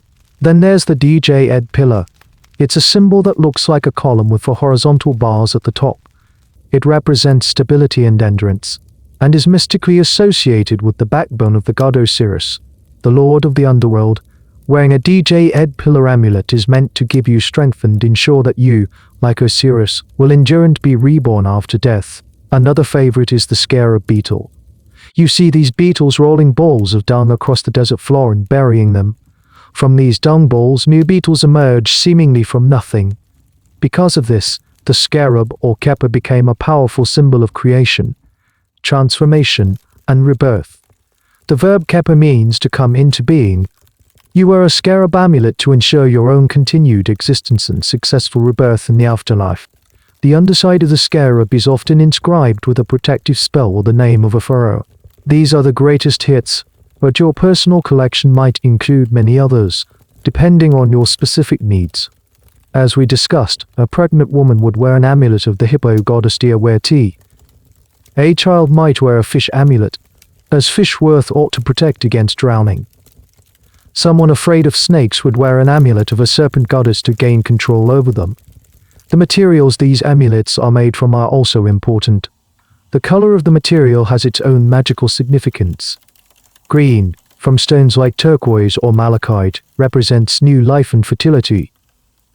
Red, from carnelian or red jasper, symbolizes blood, energy, and the protective power of the goddess Isis. Blue, from lapis lazuli or faience, is associated with the heavens and the life-giving Nile. A particularly strange and specific type of amulet is the sipus. This is a small stone stela, usually depicting the child god Horus standing on crocodiles and holding snakes, scorpions, and other dangerous animals. The stela is covered in magical texts. The idea was that if you were bitten by a scorpion or a snake, you would pour water over the sipus and the water would absorb the magical power of the spells. You would then drink this magically charged water antidote. It was a physical delivery system for a magical cure.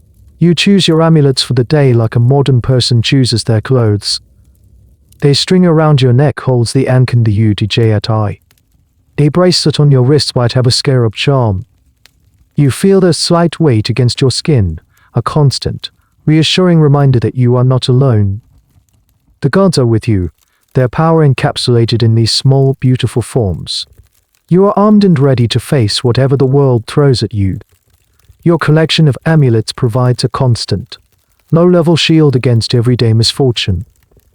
But what happens when a truly major crisis strikes? What if it's not just a personal illness, but a plague that sweeps through your entire village, striking down people left and right? This is when you know you're not just dealing with a minor demon. This is the work of a god. In your polytheistic world, the gods are not distant, benevolent figures. They are active, powerful, and often temperamental participants in your daily life. They can be kind and protective, but they can also be vengeful and destructive. Your health and the health of your community depend entirely on keeping them happy. The primary deity you need to worry about when it comes to widespread disease is Sekhmet. Her name means the powerful one, and she is one of the most fearsome goddesses in the entire pantheon. She is usually depicted as a woman with the head of a lioness, crowned with the fiery disk of the sun. She is the goddess of war, pestilence, but also, paradoxically, of healing. She holds the power to both cause and cure disease. She is the divine embodiment of a pandemic. The myths tell of a time when the sun god Ra grew old and humanity began to plot against him. Enraged, Ra sent his eye a form of his own destructive power to punish them. This eye took the form of the goddess Hathor, who transformed into the bloodthirsty lioness Sekhmet. She went on a rampage, slaughtering humans with such ferocity that the fields ran red with blood. She took such pleasure in the killing that she refused to stop, even after the rebels were defeated. Fearing she would wipe out all of humanity, had to trick her. They dyed thousands of jugs of beer red to look like blood and poured it all over the fields. Sekhmet, thinking it was blood, greedily drank it all, became roaringly drunk, and passed out, when she was transformed back into the gentle Hathor. This story is fundamental to your understanding of disease. A plague is Sekhmet on the rampage. It is a divine punishment for some transgression, a sign that the cosmic order, may it has been disrupted. Therefore, the only way to stop it is to appease the angry goddess. This is a community effort. The priests of Sekhmet, who are also often physicians, will lead the rituals. Vast ceremonies are held at her temples. You and your fellow villagers will bring offerings, food, beer, wine, fine linen to her statues, hoping to pacify her. You will chant hymns and prayers, begging for her mercy. One hymn to Sekhmet reads, "Hail to thee, mistress of terror, lady of the slaughtering demons, get a hold on me." It's a negotiation ball of terror. You are trying to get her metaphorically drunk on offerings so she will calm down and transform back into her benevolent form. This is why she is also a goddess of healing. If you can successfully appease her, she is the only one who can call off the demons a plague that act as her messengers. Other gods also play a role in your health. Thoth, the ibis-headed god of wisdom, writing, and magic, is the patron of scribes and physicians. He is the one who restored Horus's eye and who possesses the knowledge of all spells and remedies. You pray to him for wisdom and guidance in healing. Isis, the great mother goddess, is a powerful healer and protector, especially of women and children. Her magical abilities are legendary. The friendly dwarf god Bees and the hippo goddess Tia, where Tia go to protectors for the home and family. There's even a curious, and somewhat controversial, theory among some historians about a possible moment of monotheism in Egypt's history having a medical connection. The pharaoh Akhenaten, in the 14th century BCE, famously rejected the entire pantheon of gods in favor of worshipping the single deity, the Aten, or the physical disk of the sun. Some scholars have speculated that time may have been a catalyst for this radical change. The theory goes that the traditional gods, especially Sekhmet, were seen as having failed to protect Egypt, causing Akhenaten to seek a new, more powerful divine source. It's a compelling idea, but one that is very difficult to prove and remains a fringe theory. For now, a plague is upon your village. You huddle in your home, the air thick with fear and the smoke from incense meant to purify the air. You have your personal amulets, but your true hope lies in the collective rituals being performed at the temple. You pray that the offerings are rich enough, the hymns loud enough, to soothe the savage heart of the lioness goddess. Your life and the life of everyone you know depends on it. Let's step away from the immediate panic of the plague. Let's imagine you've lived a full, if difficult, life. You survived the perils of childhood, the dangers of the workplace, the pain of the toothed worm and the wrath of Sekhmet. You have raised children who are now raising their own. But your body is tired. The years of hard labor and the gritty bread have taken their toll. You know your time in this world is drawing to a close. But for you, an ancient Egyptian, death is not the end. It is merely a transition, a doorway to another, more permanent existence. Your entire life has been, in a way, a preparation for this moment. And now, the ultimate health plan kicks into gear, the quest for eternal life. This requires one crucial thing: the preservation of your physical body. Your spirit, your cond ba, needs a home to return to in the afterlife. If your body decays and disappears, your spirit will be left to wander, homeless and eventually ceasing to exist. This is the ultimate terror, to be annihilated for all eternity. Mummification is a sacred, complex, and expensive process. If you are a wealthy noble or a high-ranking official, your family will spare no expense. If you are a farmer, you might have to settle for a much simpler version, or even just being buried in the hot deserts, and which has its own natural desiccating effect. Let's assume you're moderately well off, and your family can afford a proper, mid-grade embalming. After you take your last breath, your family begins a period of intense, ritualized mourning. Your body is taken to the Wabet, the pure place, which is the emblem's workshop, usually located near the cemeteries on the west bank of the Nile. Here, the highly skilled and socially ostracized embalmers begin their work.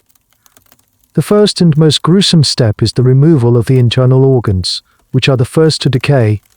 They make a small incision on the left side of your abdomen and pull out the stomach, the intestines, and liver, and the lungs.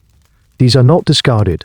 They are washed with palm wine, rinsed, and packed in natron to be preserved separately. Each organ is believed to be protected by one of the 4 sons of Horus, and they will be placed in special containers called canopic jars to be buried alongside you. The heart, however, is left inside the body. This is crucial. The heart is the seat of your intelligence and conscience, and you will need it for your final judgment in the underworld. Next comes the brain.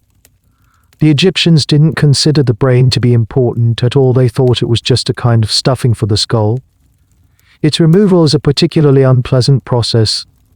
The embalmers take a long hooked bronze tool, insert it up through your nostril, and forcefully break through the ethmoid bone into your cranial cavity. They then whisk the tool around, liquefying your brain tissue. They turn your body face down, and the brain matter simply drains out through your nose. What's left is rinsed out with palm wine. Now your empty but intact body cavity is stuffed with temporary packets of natron. Your whole body is then completely covered in a mountain of this naturally occurring salt, a mixture of sodium carbonate found in the dry lake beds west of the Nile Delta.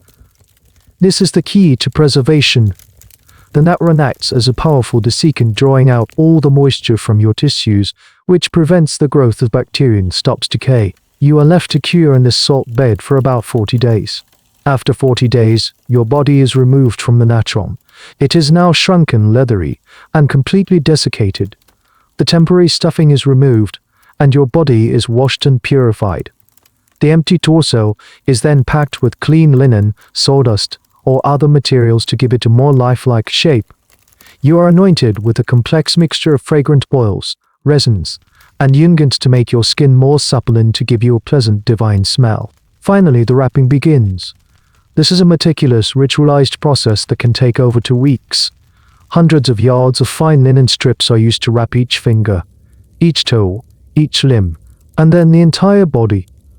Protective amulets, the Ankh, the DJ, Ed, the UDJ, Ed I, the Skara bar placed between the layers of wrappings at specific, magically streets spells from a scroll as the wrapping continues, infusing the linen with magical protection.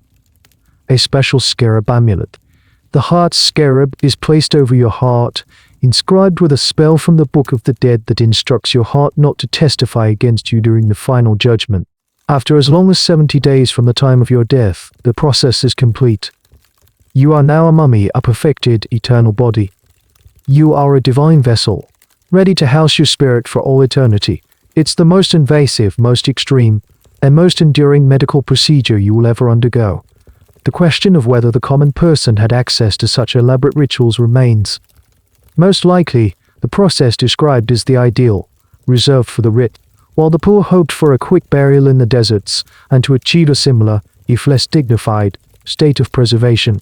Your body is now a perfected, eternal vessel carefully wrapped and protected. But your journey is far from over. In fact, the most dangerous part is just beginning. You are now standing at the entrance to the Duat, the Egyptian underworld. This isn't a simple heaven or hell.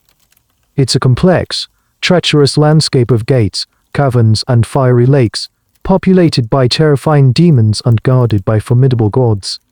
To reach the paradise of the Field of Reeds, you need a map, a strategy guide, and a book of cheat codes. You need the Book of the Dead. The Book of the Dead is a modern name. To you, it would be known as the Book of Coming Forth by Day. It's not a single standardized book, but a collection of spells, hymns, and instructions that can be customized for an individual. If you were wealthy, your family would have commissioned a beautiful, illustrated papyrus scroll containing a personalized selection of these spells. This scroll is rolled up and placed in your coffin or tucked within your mummy's wrapping. It is your essential guidebook for the afterlife. As your BA spirit, the human-headed bird representing your personality, leaves your tomb, it begins its journey through the duat. The first challenge is a series of gates or pylons, each guarded by a fearsome entity. There might be a gatekeeper with a name like he who lives on snakes or hippo-faced one with a knife. To pass, you can't just fight your way through. You have to know the guardian's name and the correct password. This is where your scroll comes in. Spell 144, for example, provides you with the names of all the guardians and the exact words to say. You must declare, "I know you and I know your name." This act of knowing unnaming gives you power over the entity, forcing it to let you pass. As you travel deeper, you face other hazards. There are demons who want to trap you in nets, serpents that can breathe fire, and a terrifying executioner who presides over a block where the unworthy are dismembered. For each of these threats there is a spell. There's a spell to prevent you from walking upside down, a symbol of chaos, a spell to ensure you have air to breathe, and a spell to prevent your head from being cut off. You recite the correct incantation from your mental copy of your scroll, and the threat is neutralized. All of this leads to the main event, the final judgment in the Hall of Two Truths. This is the moment your entire earthly life has been leading up to. You are brought before the great god Osiris, the king of the underworld, who is seated on his throne, accompanied by 42 other divine judges. This is where your heart, which was so carefully left in your body, plays its crucial role. The great scales of justice stand in the center of the hall. The jackal-headed god Anubis, the divine emblem, leads you to the scale. He takes your heart from your body and places it on one side of the scale. On the other side, he places a single pure white feather. This is the feather of Mayat, the goddess of truth, justice, and cosmic order. Now, you must make your negative confession. You address each of the 42 judges by name and declare a sin you have not committed. I have not told lies. I have not murdered anyone. I have not been eavesdropping. The list is long and surprisingly detailed, giving us incredible insight into Egyptian morality. It covers everything from major crimes to minor social faux pas. The inclusion of "I have not made anyone weep" shows a deep value placed on social harmony. As you make your confession, the scale does its work. If you have lived a just and righteous life, your heart will be light, free from the burden of sin. It will balance perfectly with the feather. The god Thoth, the divine scribe, records the verdict, and Osiris welcomes you into the eternal afterlife. But if your heart is heavy, weighed down by your wrongdoings, it will tip the scales. And waiting beside the scales is a terrifying creature, a monstrous hybrid of crocodile, lion, and hippopotamus named MMIT, the devourer of the dead. If your heart fails the test, MMIT will lunge forward and devour it. This is the ultimate destruction. Your consciousness, your very existence, is extinguished forever. There is no second chance. This is why the heart's cherub you were buried with is so important. The spell inscribed on it is an appeal directly to your heart, O my heart. Do not stand up as a witness against me. Do not oppose me in the tribunal. Do not make my name stink before the magistrates. You are essentially telling your own conscience to keep quiet about any minor indiscretions. Whether this was seen as a magical get-out-of-jail-free card, or more of a plea for leniency, is something scholars still ponder. Assuming you pass the test, your core and BA are reunited, and you are laid to the field of reeds, a perfect, idealized version of the Egypt you knew. The sun always shines, the crops are always bountiful, and you live for eternity in blissful paradise with your family and the gods. You have successfully navigated the ultimate health and wellness journey.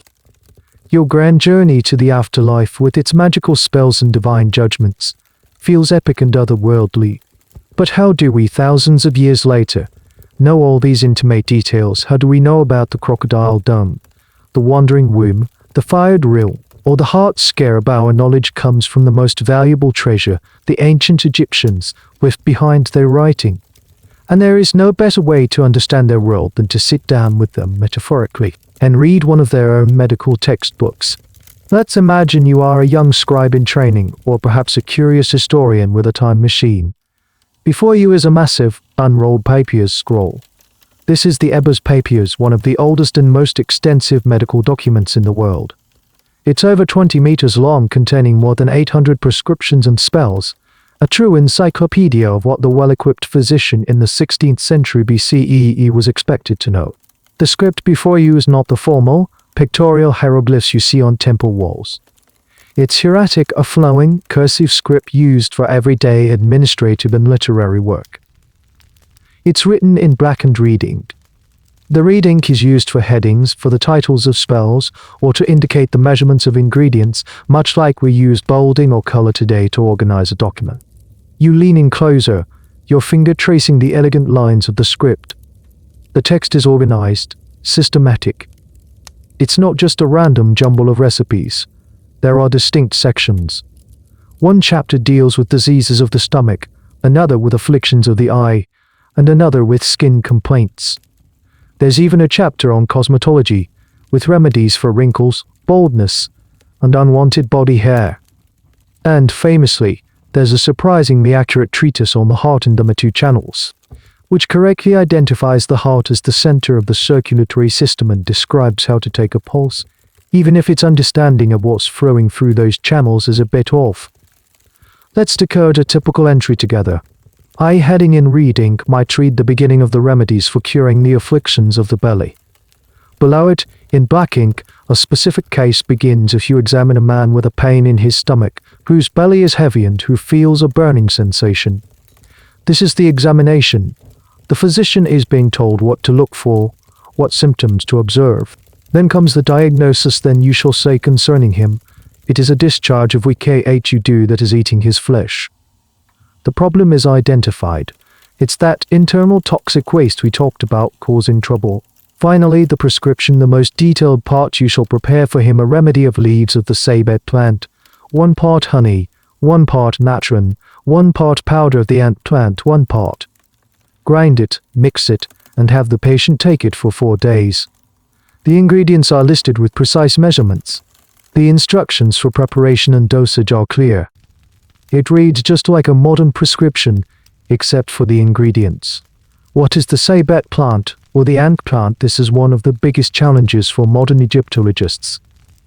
Identifying these ancient plants with modern botanical species is a massive, ongoing detective story, with scholars debating whether a certain word refers to, say, mint or some long-extinct species of desert flower. As you scan further down the scroll, the entries get stranger. You find our old friend, the crocodile dung contraceptive. You find the remedy for a crying baby that uses fried earth. But alongside these, you find things that are startlingly rational. There's a recommendation to use honey as a wound dressing, recognizing its ability to draw out the water, a primitive understanding of its antibacterial, osmotic effect. There's a recipe for a laxative using castor oil, which is still used for that purpose today. And woven throughout all these practical remedies are the magical incantations. A prescription for a migraine might be followed by a spell to be recited 4 times over the remedy, addressed to the god Horus. For the Egyptian physician, the pharmacological action of the plants and the magical power of the spell were equally important ingredients. One treated the physical symptom, the other dealt with the supernatural core. There is a long-running scholarly debate about the very nature of these papier. Were they practical field guides that a doctor would actually carry around and consult, or were they more like library reference copies, intended to preserve knowledge in the temple's house of life rather than for daily use? The sheer size and pristine condition of a scroll, like the Ebers papiers, suggest the latter. It was likely a master copy, a repository of medical wisdom. A working doctor probably had smaller, more portable scrolls with his favorite or most used remedies. Reading this papiers is like having a direct conversation with a physician from 3,500 years ago.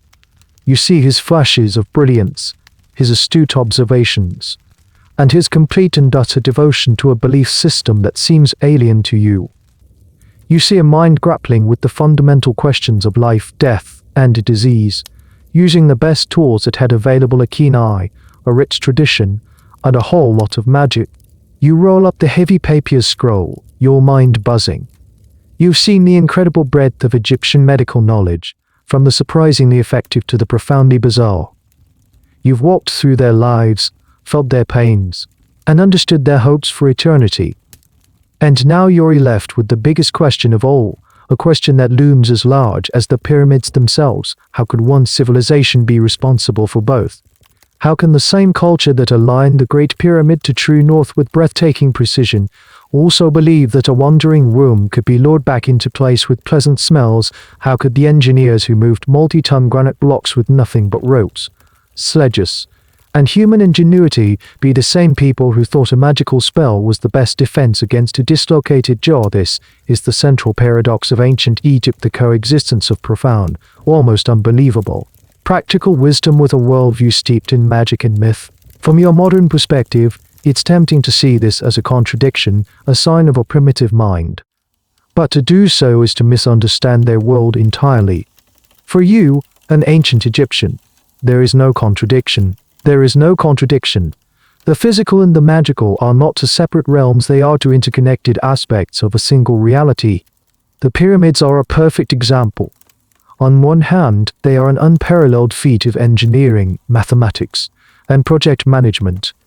The logistics of feeding, housing, and organizing a massive workforce, the quarrying and transportation of millions of stone blocks, the precise astronomical alignments, all this speaks to a society with a deep understanding of the physical world. It is science and math in its purest, most applied form. But why was it built? The pyramid is not a secular building. It is a resurrection machine. It is a stairway to heaven, a physical launching pad designed to propel the soul of the dead pharaoh back to the circumpolar stars, the realm of the gods. Its very shape, a primeval mound emerging from the waters of chaos, is a magical symbol of creation. The entire project, from the first stone laid to the final capstone, was a massive, state-sponsored magical ritual. The engineering was not in conflict with the magic, the engineering was the magic. The physical precision was necessary to ensure the magical function worked correctly. You see this same fusion in their medicine. A surgeon setting a broken arm is demonstrating a masterful, practical understanding of human anatomy. He knows how bones fit together, how to immobilize a limb to allow it to heal. But he sets that arm so that the person can one day be a whole and complete being in the field of reeds. The ultimate goal is magical. He might recite an incantation while he works, not because he thinks the words will physically knit the bone together, but because the words create a protective, divine shield around his work, warding off infections, or as he would see it, demons that could undo his physical repairs. The debate among historians often frames this as a magic versus science dichotomy, but this is a modern projection. Many scholars now argue that we should see their system as a single, coherent whole. The Egyptians were brilliant observers. They observed the stars and created a 365-day calendar. They observed the Nile and based their entire agricultural system on its cycles. And they observed the human body. They saw that certain herbs had certain effects, that pressure stopped bleeding, that splints helped bones heal. They recorded these empirical observations. But when their observations reached a limit, when they couldn't explain the invisible cause of a fever or a plague, they turned to the other part of their reality, the world of the gods. The supernatural explanation was not a failure of logic, it was the next logical step within their framework. If the physical cause isn't apparent, the cause must be metaphysical. It's a holistic system. You treat the body and you treat the soul, because they are inseparable. This is why a physician could be both a SWNW, a doctor, and a priest of Sekhmet. It's why a surgical textbook could exist alongside a collection of magical spells. They were not competing sources of knowledge, they were complementary toolkits for dealing with the complexities of human existence. The pyramid builders and the crocodile dung prescribers were not two different kinds of Egyptians. They were the same Egyptians, operating with a unified, magico-scientific logic that was internally consistent and, for them, profoundly effective. To build a stairway to the stars, you need to know your math, but you also need to know the right words to say when you get to the top. Your journey as an ancient Egyptian is drawing to a close. You have lived and died by the Nile. Your body has been mummified, and your soul has, hopefully, reached the field of reeds. But the story of your knowledge doesn't end with the collapse of your civilization. The medical and magical traditions you practice, the herbs, the surgeries, the very idea of clinical observation leaked out of the Nile Valley and began a new journey, transforming as they flowed into the wider Mediterranean world.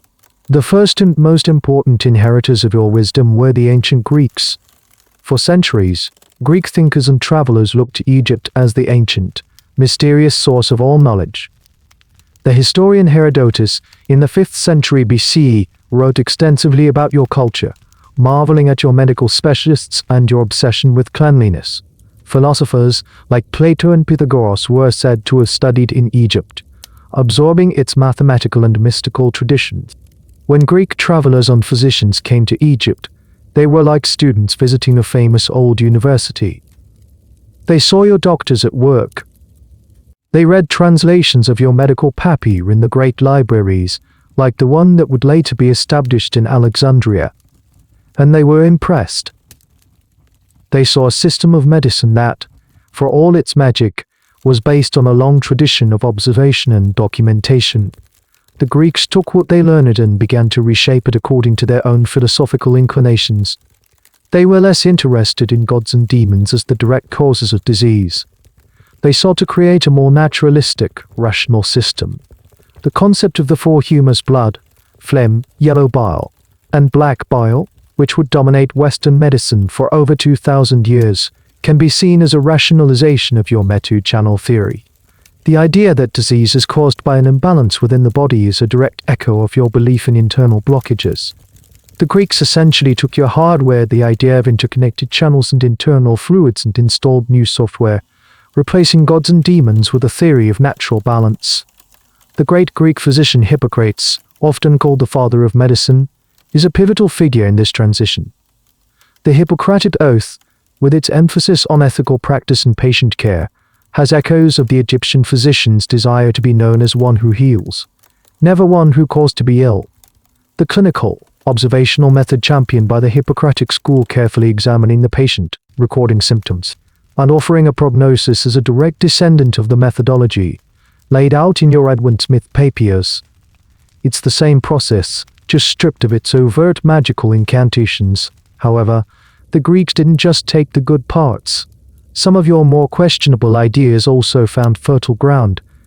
The bizarre theory of the wandering womb was picked up by Greek physicians and became the basis for the diagnosis of hysteria in women for centuries to come.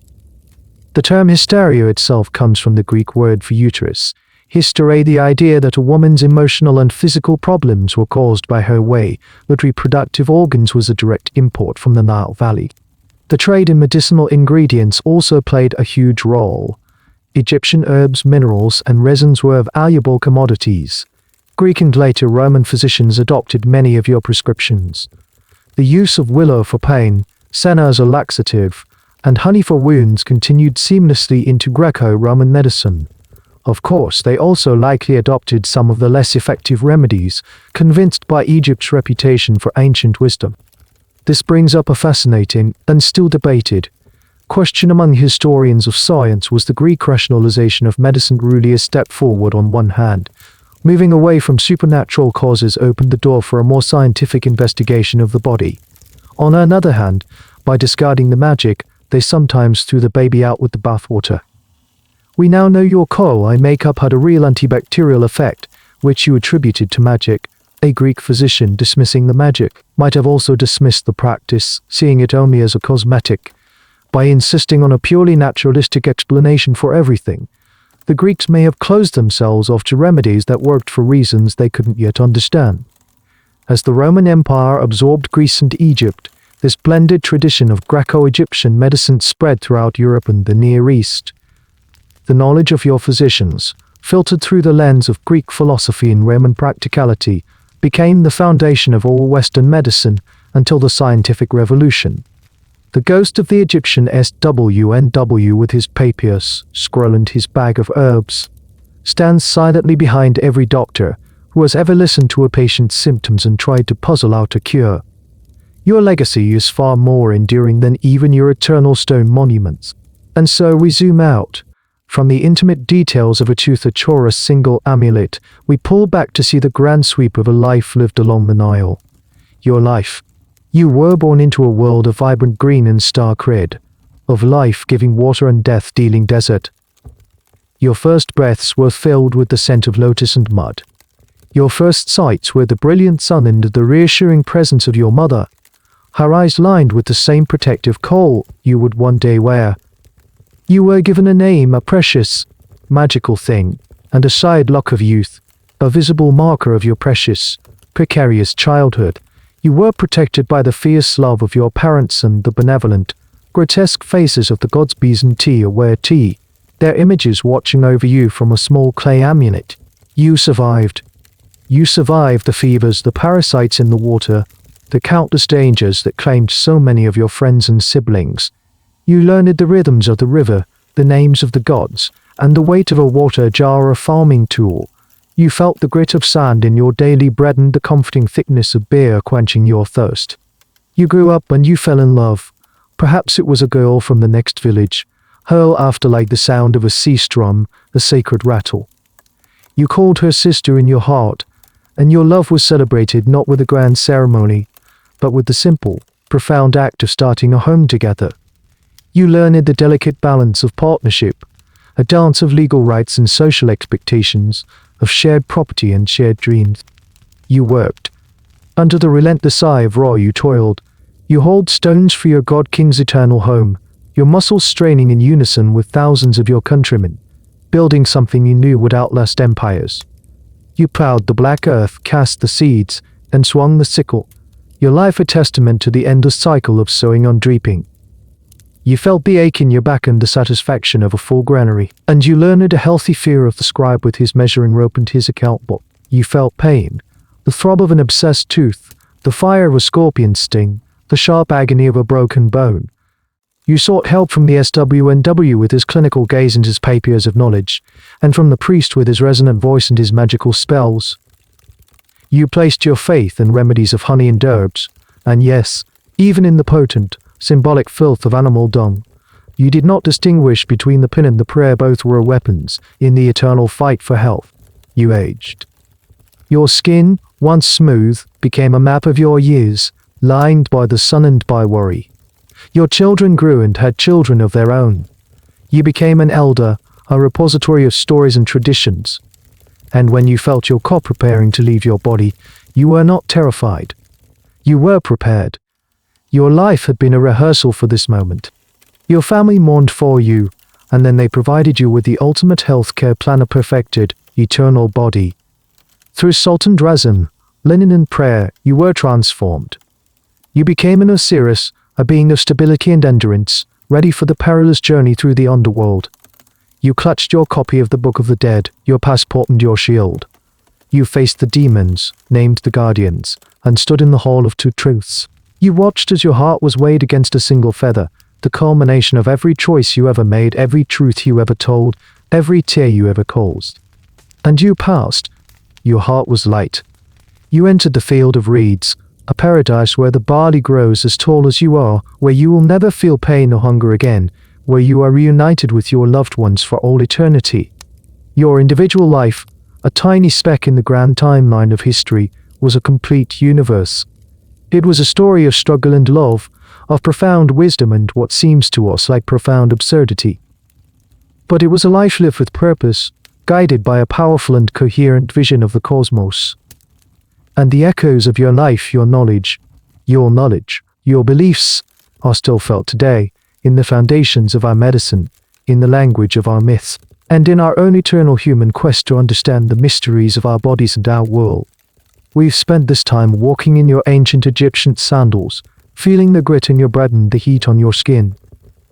We've looked at your world of crocodile dung, contraceptives and magical healing spells, and it's easy to feel a sense of smug superiority.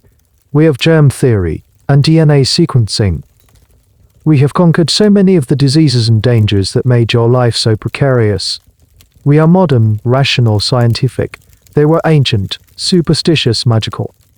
But perhaps as we prepare to leave this journey behind, it's worth taking a gentle, honest look in our own polished bronze mirror. Are we really so different? Think about it. You, an ancient Egyptian, believed that a powerful, invisible force co-animated the world and could be manipulated by experts through special words and rituals. We believe that a powerful, invisible force quantum mechanics animates the world and can be manipulated by experts through special words, mathematical equations, and rituals, laboratory experiments. To an outsider, a physicist describing the spooky action at a distance between two entangled particles might sound just as magical as a priest describing the sympathetic connection between a lion's fat and a bald man's scalp. You place your absolute faith in the authority of ancient texts, the papy written by wise men of the past. We place our faith in peer-reviewed journals written by experts, trusting in their complex methodologies and statistical analyses, even when we don't fully understand them. We take a pill prescribed by our doctor with the same faith that you swallowed a remedy mixed by the SWNW. We trust the white coat and the stethoscope just as you trusted the priest's shaved head and the leopard skin cloak. And what about our own modern crocodile dung? What common practices, beliefs, and treatments that we accept as normal, even healthy, today will look utterly bizarre and possibly dangerous to people 3,000 years from now? Will they look back at our early 21st century enthusiasm for fad diets, eating only cabbage soup, or only bacon, or only grapefruit, with the same bewildered amusement we feel about a diet of gritty bread and thick beer? Will they see our obsession with wellness influencers selling jade eggs and activated charcoal supplements as the modern equivalent of a magician selling scare-bamulous potions of fly dirt? Will future historians debate our use of chemotherapy, systematically poisoning the entire body in the hope of killing a localized cancer, and see it as a brutal, almost barbaric procedure, a desperate measure not unlike the fire drill used to burn away a tumor? Will they marvel at the fact that we willingly subjected ourselves to the focused radiation of a CT scan, accepting the increased cancer risk in exchange for a diagnostic image? The point is not to say that our science is wrong, or that it's no better than ancient magic. It is, demonstrably and wonderfully, far more effective at keeping us alive and healthy. The point is one of humility. We are all products of our time, operating within the limits of our current knowledge and belief systems. We all look for patterns. We all seek to control the uncontrollable, and we all place our faith in systems of authority to help us navigate a world that is often scary and confusing. The ancient Egyptians were not foolish. They were intelligent, observant people doing the best they could with the information they had. They were pioneers, taking the first brave steps on the long, winding road of medical discovery. We are just further down that same road. And who knows what strange, wonderful, and seemingly absurd discoveries lie around the next bend. The things we hold as absolute truths today might just be our own era's most cherished superstitions. Isn't just about the past. It's a gentle reminder to question the present and to walk into the future with a healthy dose of wonder and a little less certainty. And now? The story is over. The dust of ancient Kemet begins to settle. The voices of the priests and the physicians grow faint, fading back into the deep well of the past. Feel the journey's end not as a sudden stop, but as a slow, gentle deceleration. The vibrant images of the Nile, the golden sun, the dark hole-lined eyes, let them all soften now, their edges blurring, dissolving into the quiet darkness behind your own closed eyes. You can feel the weight of your own comfortable bed, a world away from a reed mat on a packed earth floor. The gentle hum of the fan is not the whisper of a desert wind, but a sound of modern peace, a lullaby of soft currents. There are no demons to ward off, no final judgment to prepare for. There is only this moment of profound stillness, this gentle transition from the waking world to the boundless realm of your own dreams. Your breathing is slow and even now, a quiet rhythm in the stillness of your room. Each breath is an anchor, pulling you deeper into rest, further from the shores of conscious thought. The journey tonight was long, a walk through millennia, but now, your own journey into sleep is all that matters. It is a quiet, safe passage. Let the last remnants of the story drift away like feathers. On a slow-moving river, let them go, just let them all float away. The end of the article. Good night.